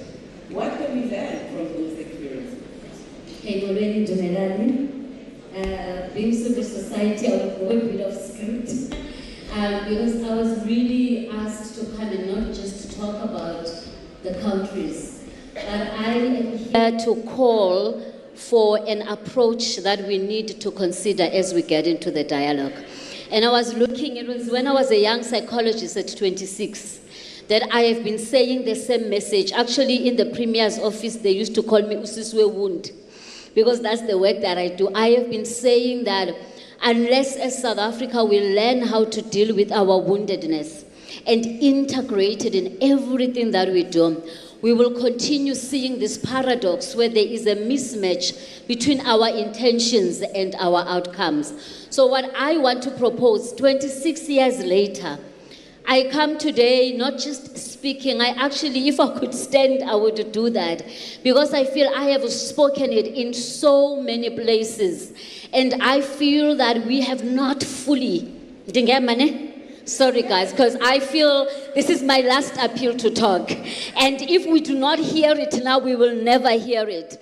What I have been saying is that the downfall of our country is not going to be because we don't have intelligence people who've got information, who know the information. The downfall of our country is going to be because we neglect the wounds that we carry, that we enter into positions of leadership and influence. We have created an elite that has repeated the cycles of wounding and trauma in our country. So if we do not sleep to our wounds, we will write the things that we write, but we will repeat the very same problem. So today, maybe you may not hear my content, but I want you to hear my cry. I want to say that South Africa, unless we heal our wounds, we will continue to sabotage ourselves. See, 26 years later, as a psychologist, we are now at a stage where there is research, there is neuroscience that backs this up. It's not just theory. For 5 years, I have started the Center for Mental Wellness, going into renewable energy, job creation, social entrepreneurship, education. We were with the police and we were looking at GBV, and they said to us, Nomfundo, we want to hlebela you in private. The problem is us. We are too wounded to even have. One of the policemen said, how do we prevent crime if we are too wounded ourselves? So I needed to stand up, please, because I'm hoping it will link. I hope some ear is going to hear what I am trying to say. I've been saying it for 26 years, but I hope today we can say, if we do not heal, we can write it all, but we will bleed. I am seeing it. I am seeing us bleeding on the very beautiful things that we create, because we are too wounded to create the kind of outcomes that we want. Thank you so much. Sometimes when the fire needs to be let out, you have to let it out. And I believe that as a specialist in the mental health and wellness space, we get a perspective that our lack of communication and our lack of dialogue does not only harm us in the immediate, but those wounds fester for generations to come. And entire faces of nations change as a result of the wounds that we keep continuing to carry as we go forward. And we turn to the next person and they say, oh, we are a resilient people. But are we really resilient? Itumeleng, equal education, you deal a lot with the education sector. What should we be learning? What should we be taking to classrooms as we march into the dialogue? Thank you so much. I think it's quite important that equal education isn't just taking education matters to classroom. I think the Black woman has started the thing, right? But we organize the voices of the people, particularly people who aren't heard through the electoral system, which is the young people that are between ages of 13 to 19. Last year, we organized 4,000 young people to stand before Parliament and say, we know that in this voting process, we will not be heard, but rather we are submitting a memorandum so that the voices of young people are included in the processes. We cannot deny the fact that South Africa is in a poly-crisis. We don't need this dialogue to help us figure out that our country is currently going through a crisis. The people are talking in taxis, the people are talking in different platforms, the people have continued to talk, and the government has unfortunately not listened. And now what this brings for us is an opportunity for those who have historically been unheard. Because we can't also also sit here and pretend that everyone is unheard in this country. To be unheard, you have to belong to a certain class, a certain gender, and look a certain color. And so then, therefore, how do we then create this space to not be a space of an elite pack, but rather organize the voices of those who are already talking but are rather unheard? Now, we've seen that government in the past years, through an austerity budget, has continued to deprioritize social services, particularly those that are aimed at poor people, which in mention is the education. But at the same time, we have seen a number of young people making submissions to government. We've made protests to government. We've actually convened spaces where we said we risk the risk of not being heard, but we will continue to talk. Now, our call as Equal Education today is to say, in the ways that we've been able to organize young people so that their voices are reflected through the submissions that we put through to Parliament, we have faith that this process, if given to the people in its true sense, can be able to serve what we're saying we wanted to serve today. There is no other way that this dialogue can be successful unless we give those that historically do not have the power to be the ones that are leading these dialogues. Now we bring that at the back of the local government elections, we are going to be having these dialogues. And us as Equal Education, who have organized the Youth Power Beyond the Ballot last year, using the lessons that we've gotten from the people, we've learned that these spaces can be easily hijacked by political parties. I will share a short story where we had asked to convene government and to ask to convene the local government. In the first dialogue, they did not pitch, but when they knew that we're discussing critical conversations that could influence how people vote, the next time we had a dialogue, we had thousands of people who weren't there to contribute proactively to the dialogue, but were rather there to hijack the space and push the agenda of political parties. Us as Equal Education recognize that political parties are not an alternative to liberate our people. The alternative to liberate our people is our own voices. It is the urgency that we've displayed through the different protests. It is the urgency that we've continued to display. Now we hope that when we get to resolutions, we will rejig this thing. I can share a short story of how me and other comrades have gotten to this stage today. I had to leave my home at 3 o'clock to get here at 10 a.m. I know comrades from Mpumalanga who only arrived at 12. So it means that even in the ways that this dialogue is organized, there is an elite pack and that there is a people who aren't heard. So we hope that as we bring it to the people, we will allow the people to lead, and we will undo the injustices that we've seen in the road leading up to this convention. Enkosi. Igama lami Nkosikazi. Ndate Matlosa, I think you've got a very tough task ahead of you. Please follow that fire and wrap us up in this hit and run panel of ours, because we are staring at hungry people. Just reflect on what you have learned in your role in the AU Commission, and also just those lessons that I have been wanting to get a hint of, because the Sudan has gone through this process as well. There's been many that we can list. Just take us through then, Tate, in a short 4 minutes. Thank you. Thank you very much, moderator. All protocol observed. Yes, I wanted to actually share from the perspective of the African Union, where I've worked for years, what we have witnessed on the continent, and then what we can learn as we're going through this process in South Africa. One point is to note is that this is a long drawn process. So it's not a once-off event. I think that we should note. And it actually goes through three main phases when you look at it carefully. is the preparatory phase. That is where we are now. Preparatory phase, we're making preparations.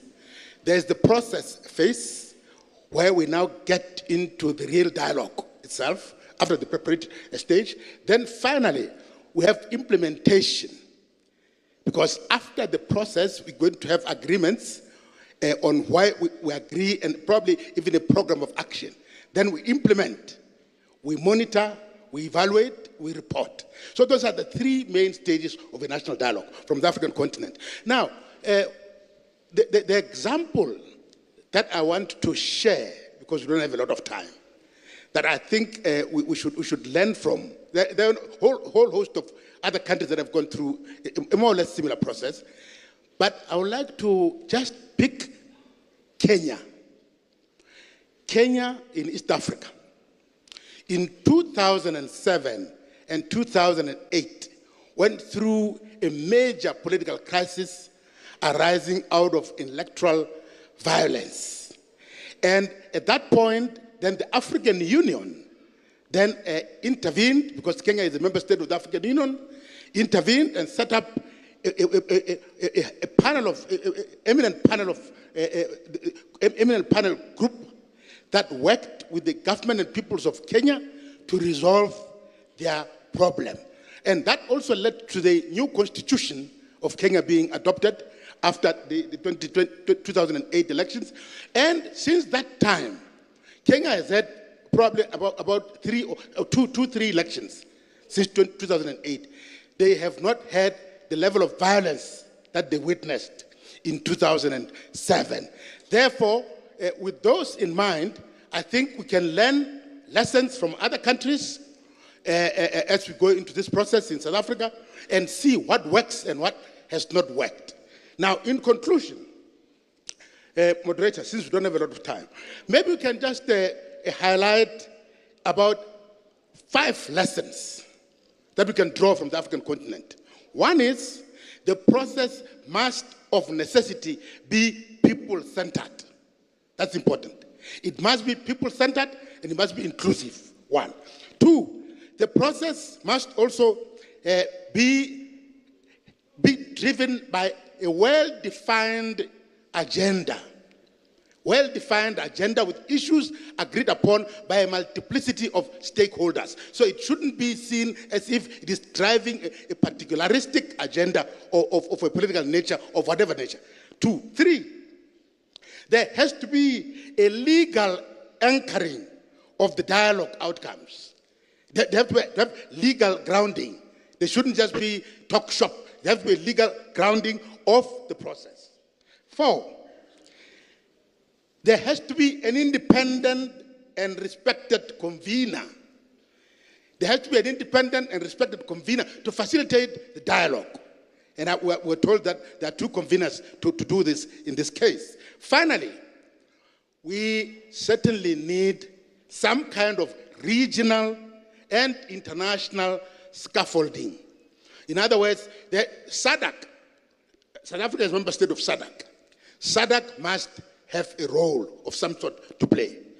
The African Union, South Africa is a member state of the African Union. African Union must have a role to play of some sort. South Africa is also a member state of the United Nations, finally, at the international level. What are the roles of these interstate bodies? We need to find a role for them. I thank you, moderator.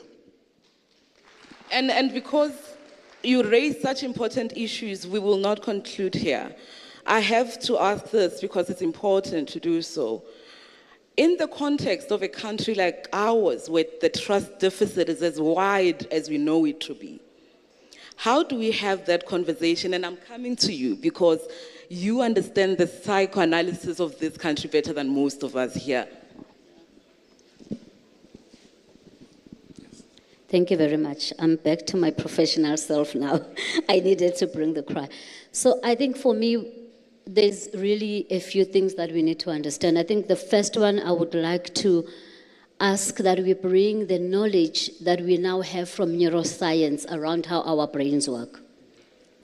The part of our brain that is rational that is needed for this dialogue to happen, the part of our brain that links with the chemistries that activates trust, is different from the part of our brain that holds our pain. Our pain is held in the amygdala. The amygdala, the only thing it knows is to fight, to flight, or to freeze. If we don't fully know and appreciate what is stored in our amygdala, what is likely to happen, this is what we are learning in science. We can sit here and be as reasonable as we want. But if somebody does something that touches my pain, the amygdala gets activated. And here's the trick. When it is activated, it deactivates your cerebral cortex. So what we have to understand here is to be able to have the skill here of, first of all, what are you storing in your amygdala that is likely to trigger you? How do you recognize when people are triggered? And how do we have the skill? Because it will be really sad if we end up with a dialogue that is led from the amygdala. By the way, that's the crisis of our country, that we are leading our homes, our organizations, our institutions from the amygdala. We have the intelligence, we look good in the book, we've got the best CVs. And we're like, why is there a mismatch between how you show up and what you do? So we need that skill. When we are in the room, we need to be cognizant when we are talking about trauma conversations. Because sometimes we miss each other, right? If I don't have a lived experience of having lost land, my discussion of land is from the cerebral cortex. But if it touches your trauma, yours is from the amygdala. So we completely miss each other. You scream and scream, and I'm like, these are the laws and the responsibilities. So how do we reach each other at that level? How do we, another thing just that I want to say is that when we are traumatized, the automatic thing that happens is the defense of seeing another person as the other. And we are asking that we lower down those defenses. So how do we create an environment for the people that are facilitating that can enable that? How do we say, guys, we have now been triggered. How do we bring ourselves to be able to have a conversation that facilitates that? So I think we need that skill. We need to bring it in here. And my invitation to everyone that was here, your greatest work is to be awake to yourself. And so that you can be able to hear people that think differently from you, because that's what a dialogue is about. But when I'm wounded, I can't even hear the other people and where they are coming from, so we can be able to move forward. Thank you so much. I need you to pass the mic on to Ntate Omar for his concluding remarks.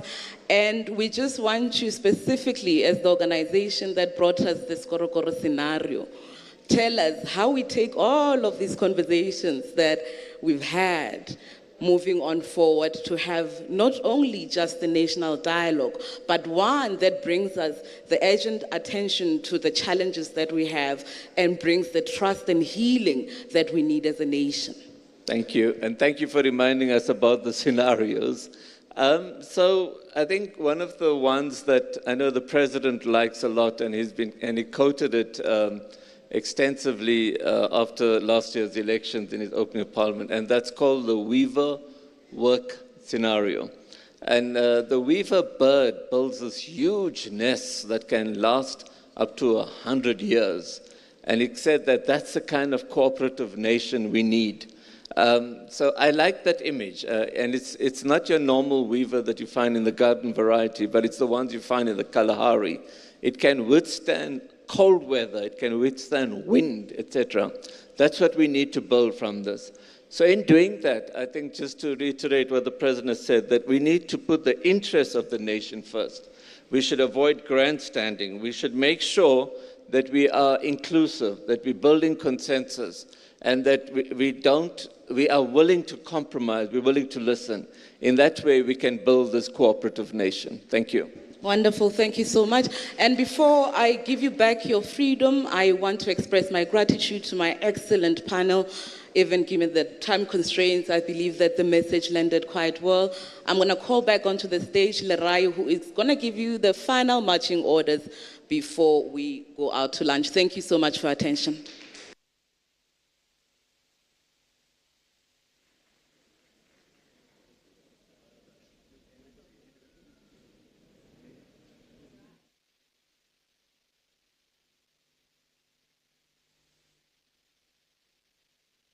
Can you hear me? Awesome. All right. I would like to first thank you all for your patience and for still being here with us, disruptions and all. As you can tell, our program has slightly moved around to accommodate the time that we lost. So just to update you on what we will be doing now.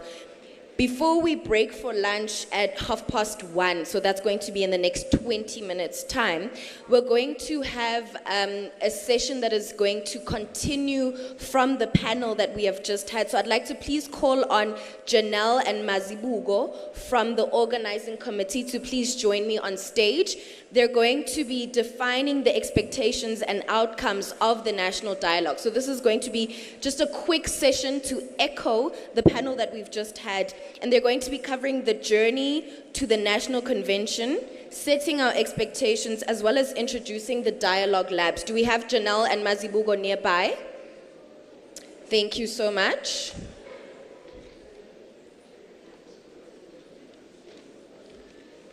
Thank you.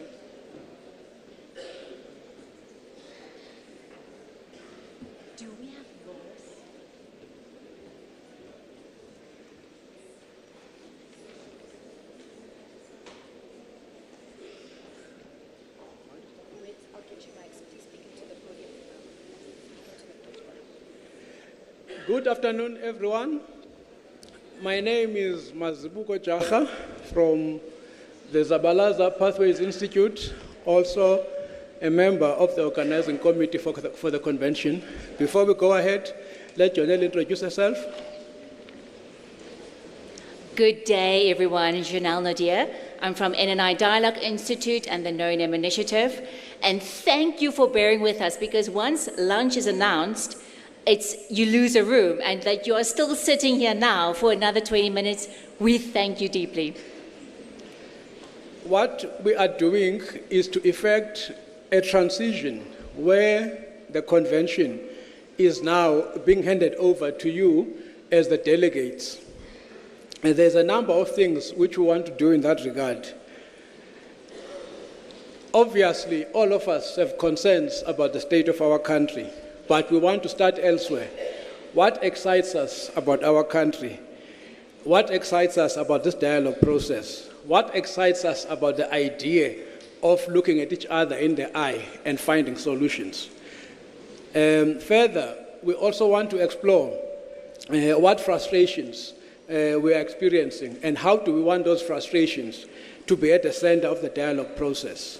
I'll hand over to Janelle to just undertake a number of activities to take us through how we go through those emotions.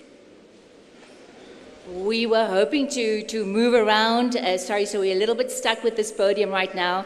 But let's start. So we've been talking at you all morning, and that is really unfair. So although we might not have enough time right now to hear everyone speak in this auditorium, that is what the afternoon is about, but let's start first. So raise of hands. So check in. How are you feeling right now? Raise of hands. Who is feeling hungry? I'm starving, by the way. Okay, good. You passed the first test. So raise hands again. Who's feeling like medium positive about this national dialogue process? Medium. Give us who's in a medium state? Okay, one over there. A few. Who is elated? Like, yeah, let's do this thing. Let's get going. Whoa. Nice, all right. Okay, we're going to dig a little bit deeper, if that's okay. I want you to take a moment and think, how do you feel about this country right now? Allow yourself, take a moment. How do you feel about our beloved country? Okay, so let's start with that energy. Who's feeling hugely like optimistic, we can do this, positive? Show of hands. All right, this is good. We need this. We always need the hope seekers in the room. We always do.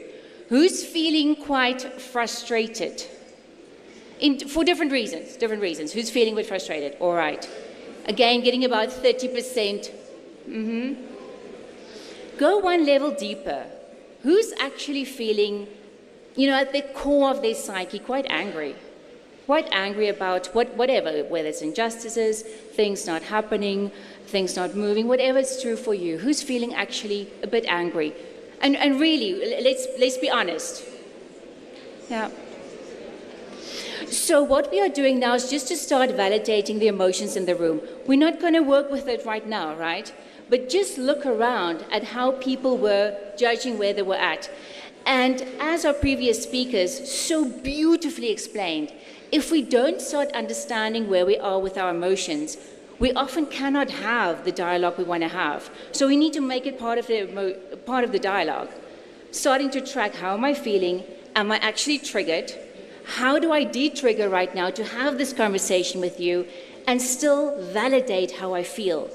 And so you will see when we talk a little for just 2 minutes about the structure, the meta structure that's going to hold these dialogues to make sure it's fair, it's inclusive, it's trauma-informed, it's safe, but also scalable.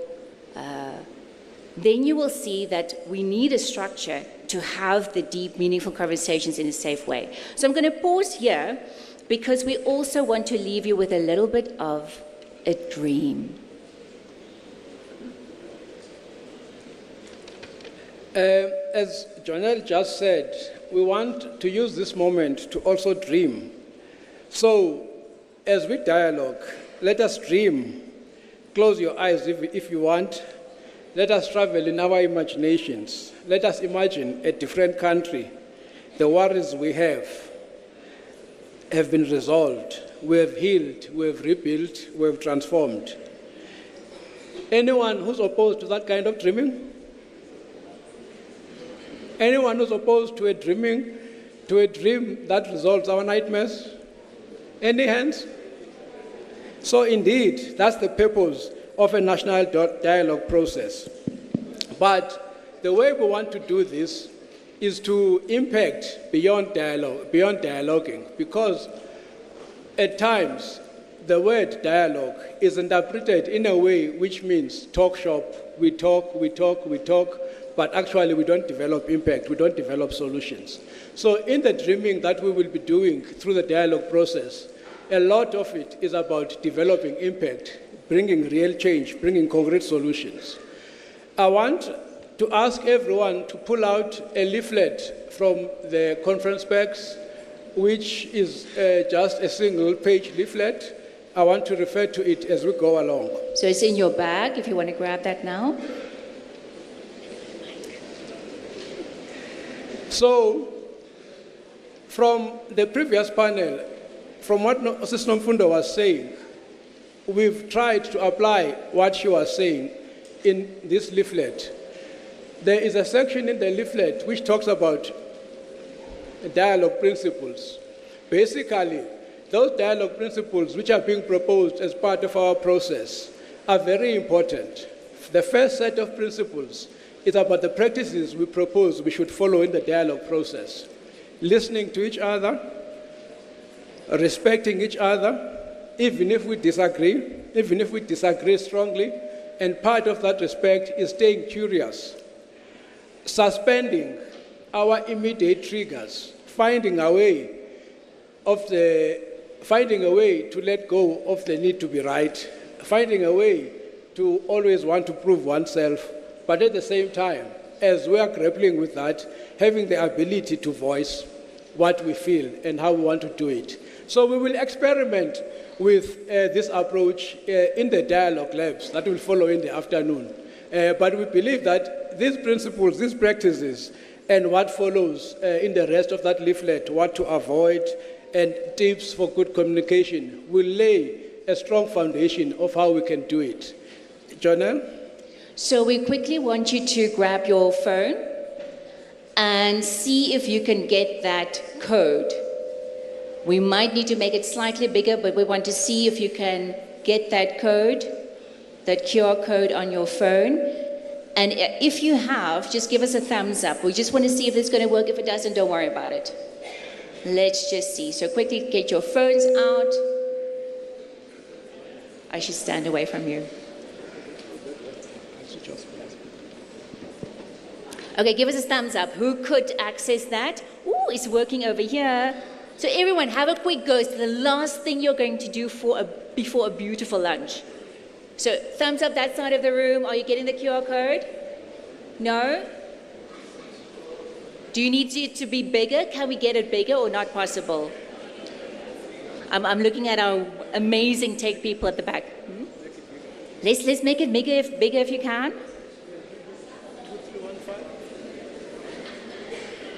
2315 518. Aha, lovely. Thank you. All right, so last go. Please get it on your phone. Let's get a thumbs up. Who's got it? Ooh, fantastic. Ooh, much more. Yeah. That side also, yeah? Succeeding? And I mean, if you're struggling, just tap the person next to you. Quickly help me out. Let's start this manner of collaboration. All right, people. This is how we're going to end the morning session. It's on a dreaming note. So we're going to ask you to take a moment. So you've got your mobile, you've got it ready, right? You're not going to do anything with it right now. We wanted you to be logged in. Take a moment to think, what is your dream for South Africa? And while you do that, I'm going to ask our wonderful tech person to move to that question. What is your dream for South Africa? So really take a moment. Don't just go for the first thing that pops in. Like, really allow yourself to paint the picture. Imagine everything we are desiring and imagining around a beautiful outcome of this dialogue process. The social cohesion, the healing has happened. What would our country look like then? Just have a moment to feel into that. What would it look like? How would we talk to each other? What would our economy look like if that was the case? Really allow yourself to dream. And then when you get there, start giving us your answer.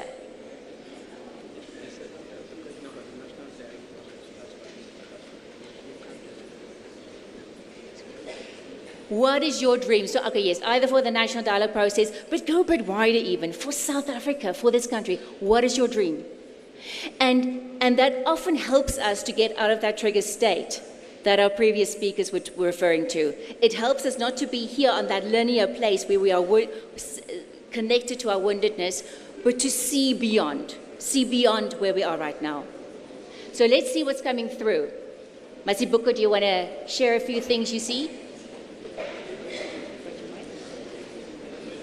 I hope everyone can see the text that's coming up. A more progressive South Africa, that's interesting. Unity, a middle-class social democracy. There's an interesting one there for government to actually fight for the people. Deputy President, that's a very strong message. A safer country, jobs. It's a wonderful thing. Yeah, I think we're getting the idea. Equity, peace. I think we're getting the idea. Yeah. I hope our technical people can still put all these ideas into a word cloud that we can present back. Are there still people who are fitting in their inputs? 30 more seconds. Janelle, I'm ready to conclude by introducing the labs. So thank you for this, and this is just a little taste. You will often see that in the dialogues we'll be running, there will always be a moment to dream too. We'll just not, dive into the deeper discussion. Let's first get our direction. Where are we heading towards? What's important to us? Where our values lie? And then we start the tougher conversation, which we have a very beautiful, safe mechanism to support facilitators and experiment that Janelle and I were trying out here.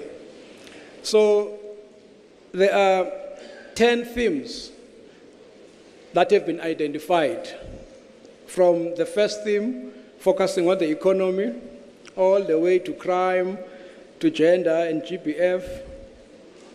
GPV, poverty and inequality, land, and so on. Some of you, on the back of your tag, you will have a theme. Please turn your tag and see if you have a theme. I just want to see how many people have a theme in their tag. Raise your tag if you have a theme.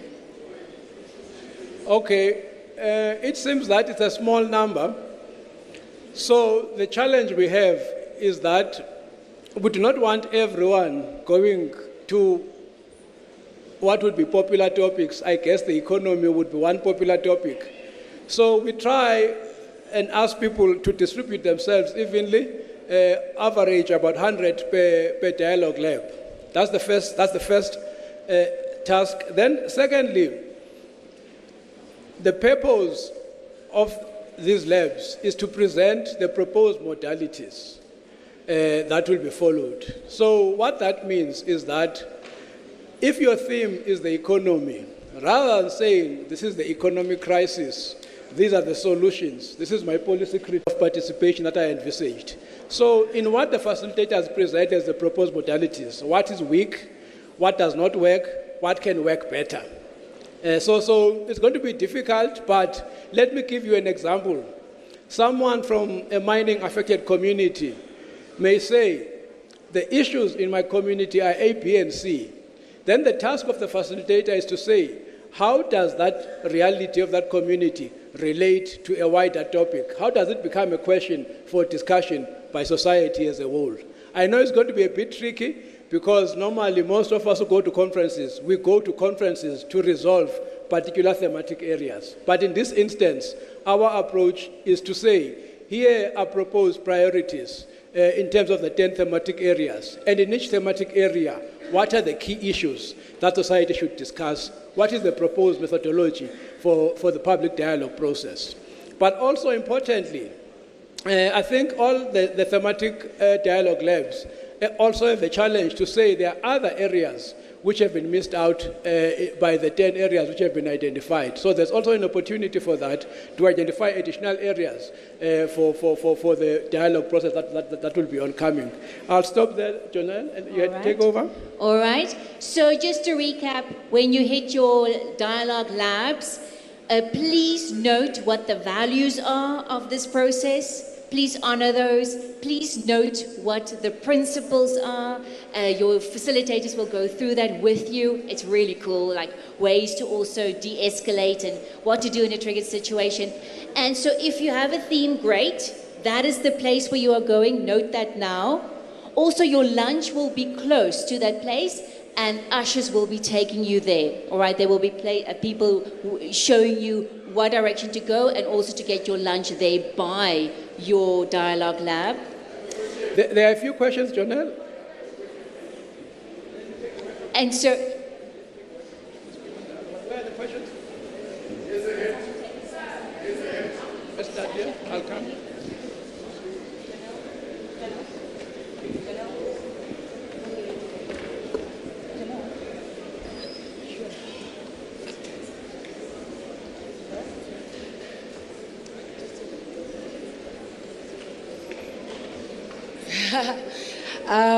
Good afternoon, everybody. Speaking in front of you, my name is Sihle Sibisi. I am a founder of a civil society organization called Kwanele Foundation. We applaud the government for bringing us together for such a dialogue. But our wish is, I heard people saying they've got an app, we can use it on the grassroots, but what about Ugogo Ekaya? Ugogo will not know how to use that app. Number two, my question is, before we talk, what are we saying about the elephant in the room, where we are sitting in our country right now outside Maponya Mall, they are torching down taxis because they are revenging the death of the e-hailing driver? What are we saying about the elephant in the room of undocumented citizens that are in the country, where South Africans, 70%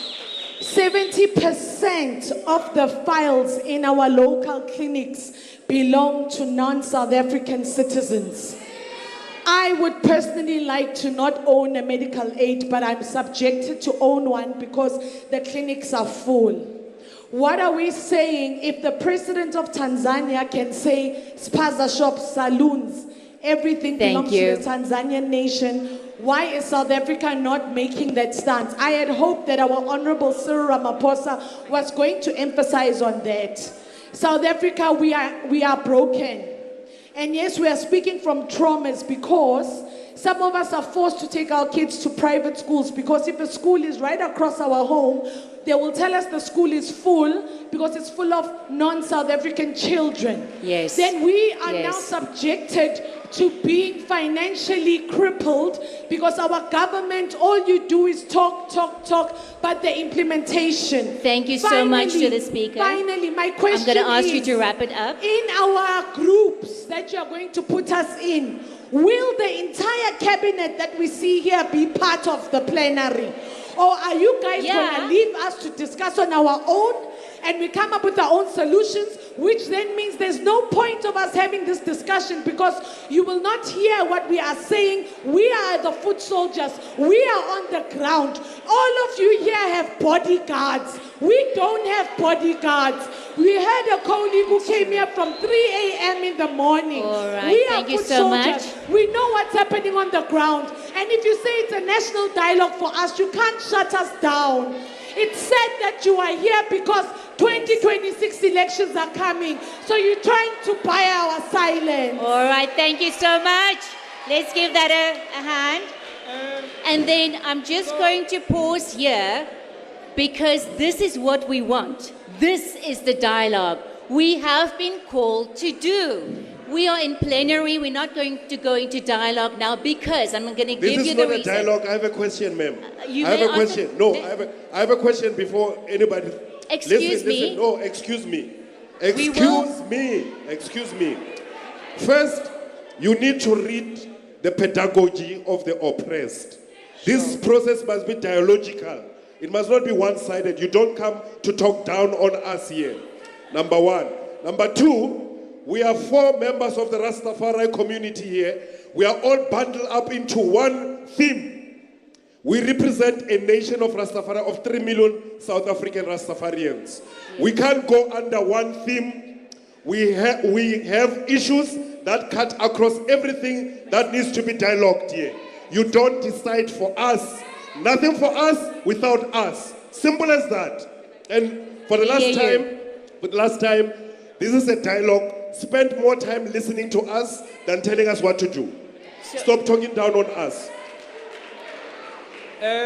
Thank you, Speaker. Thanks to the last 2 speakers, the feeling, the passion, the emotion, the anger, the frustration, all of those are part of who we are.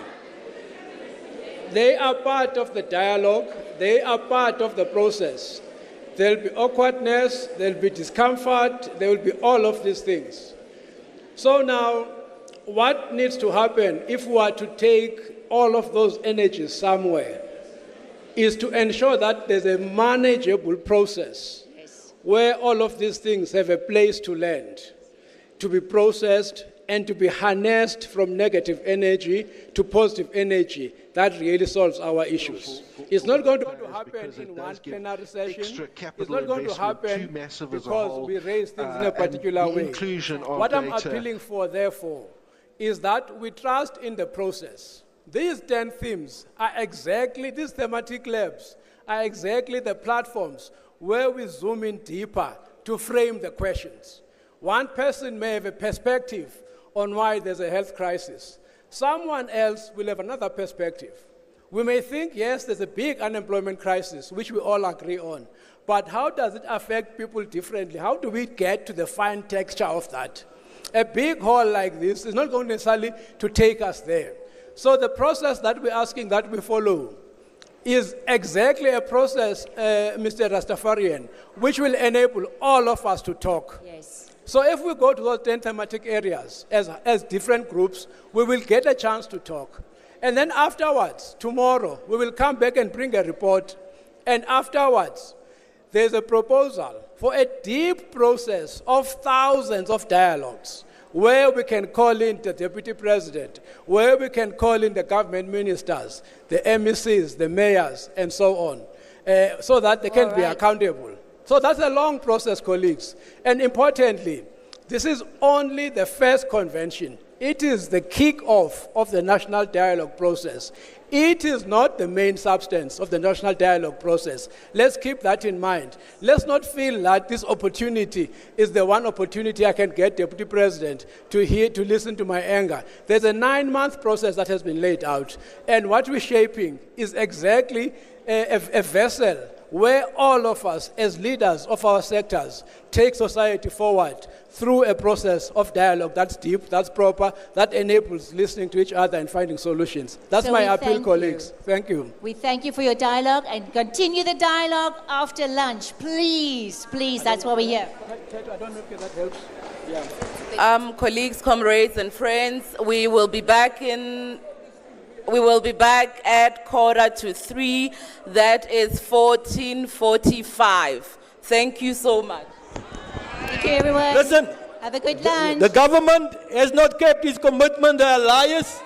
They want you to go out so that we cannot address you on the crimes of the government. This government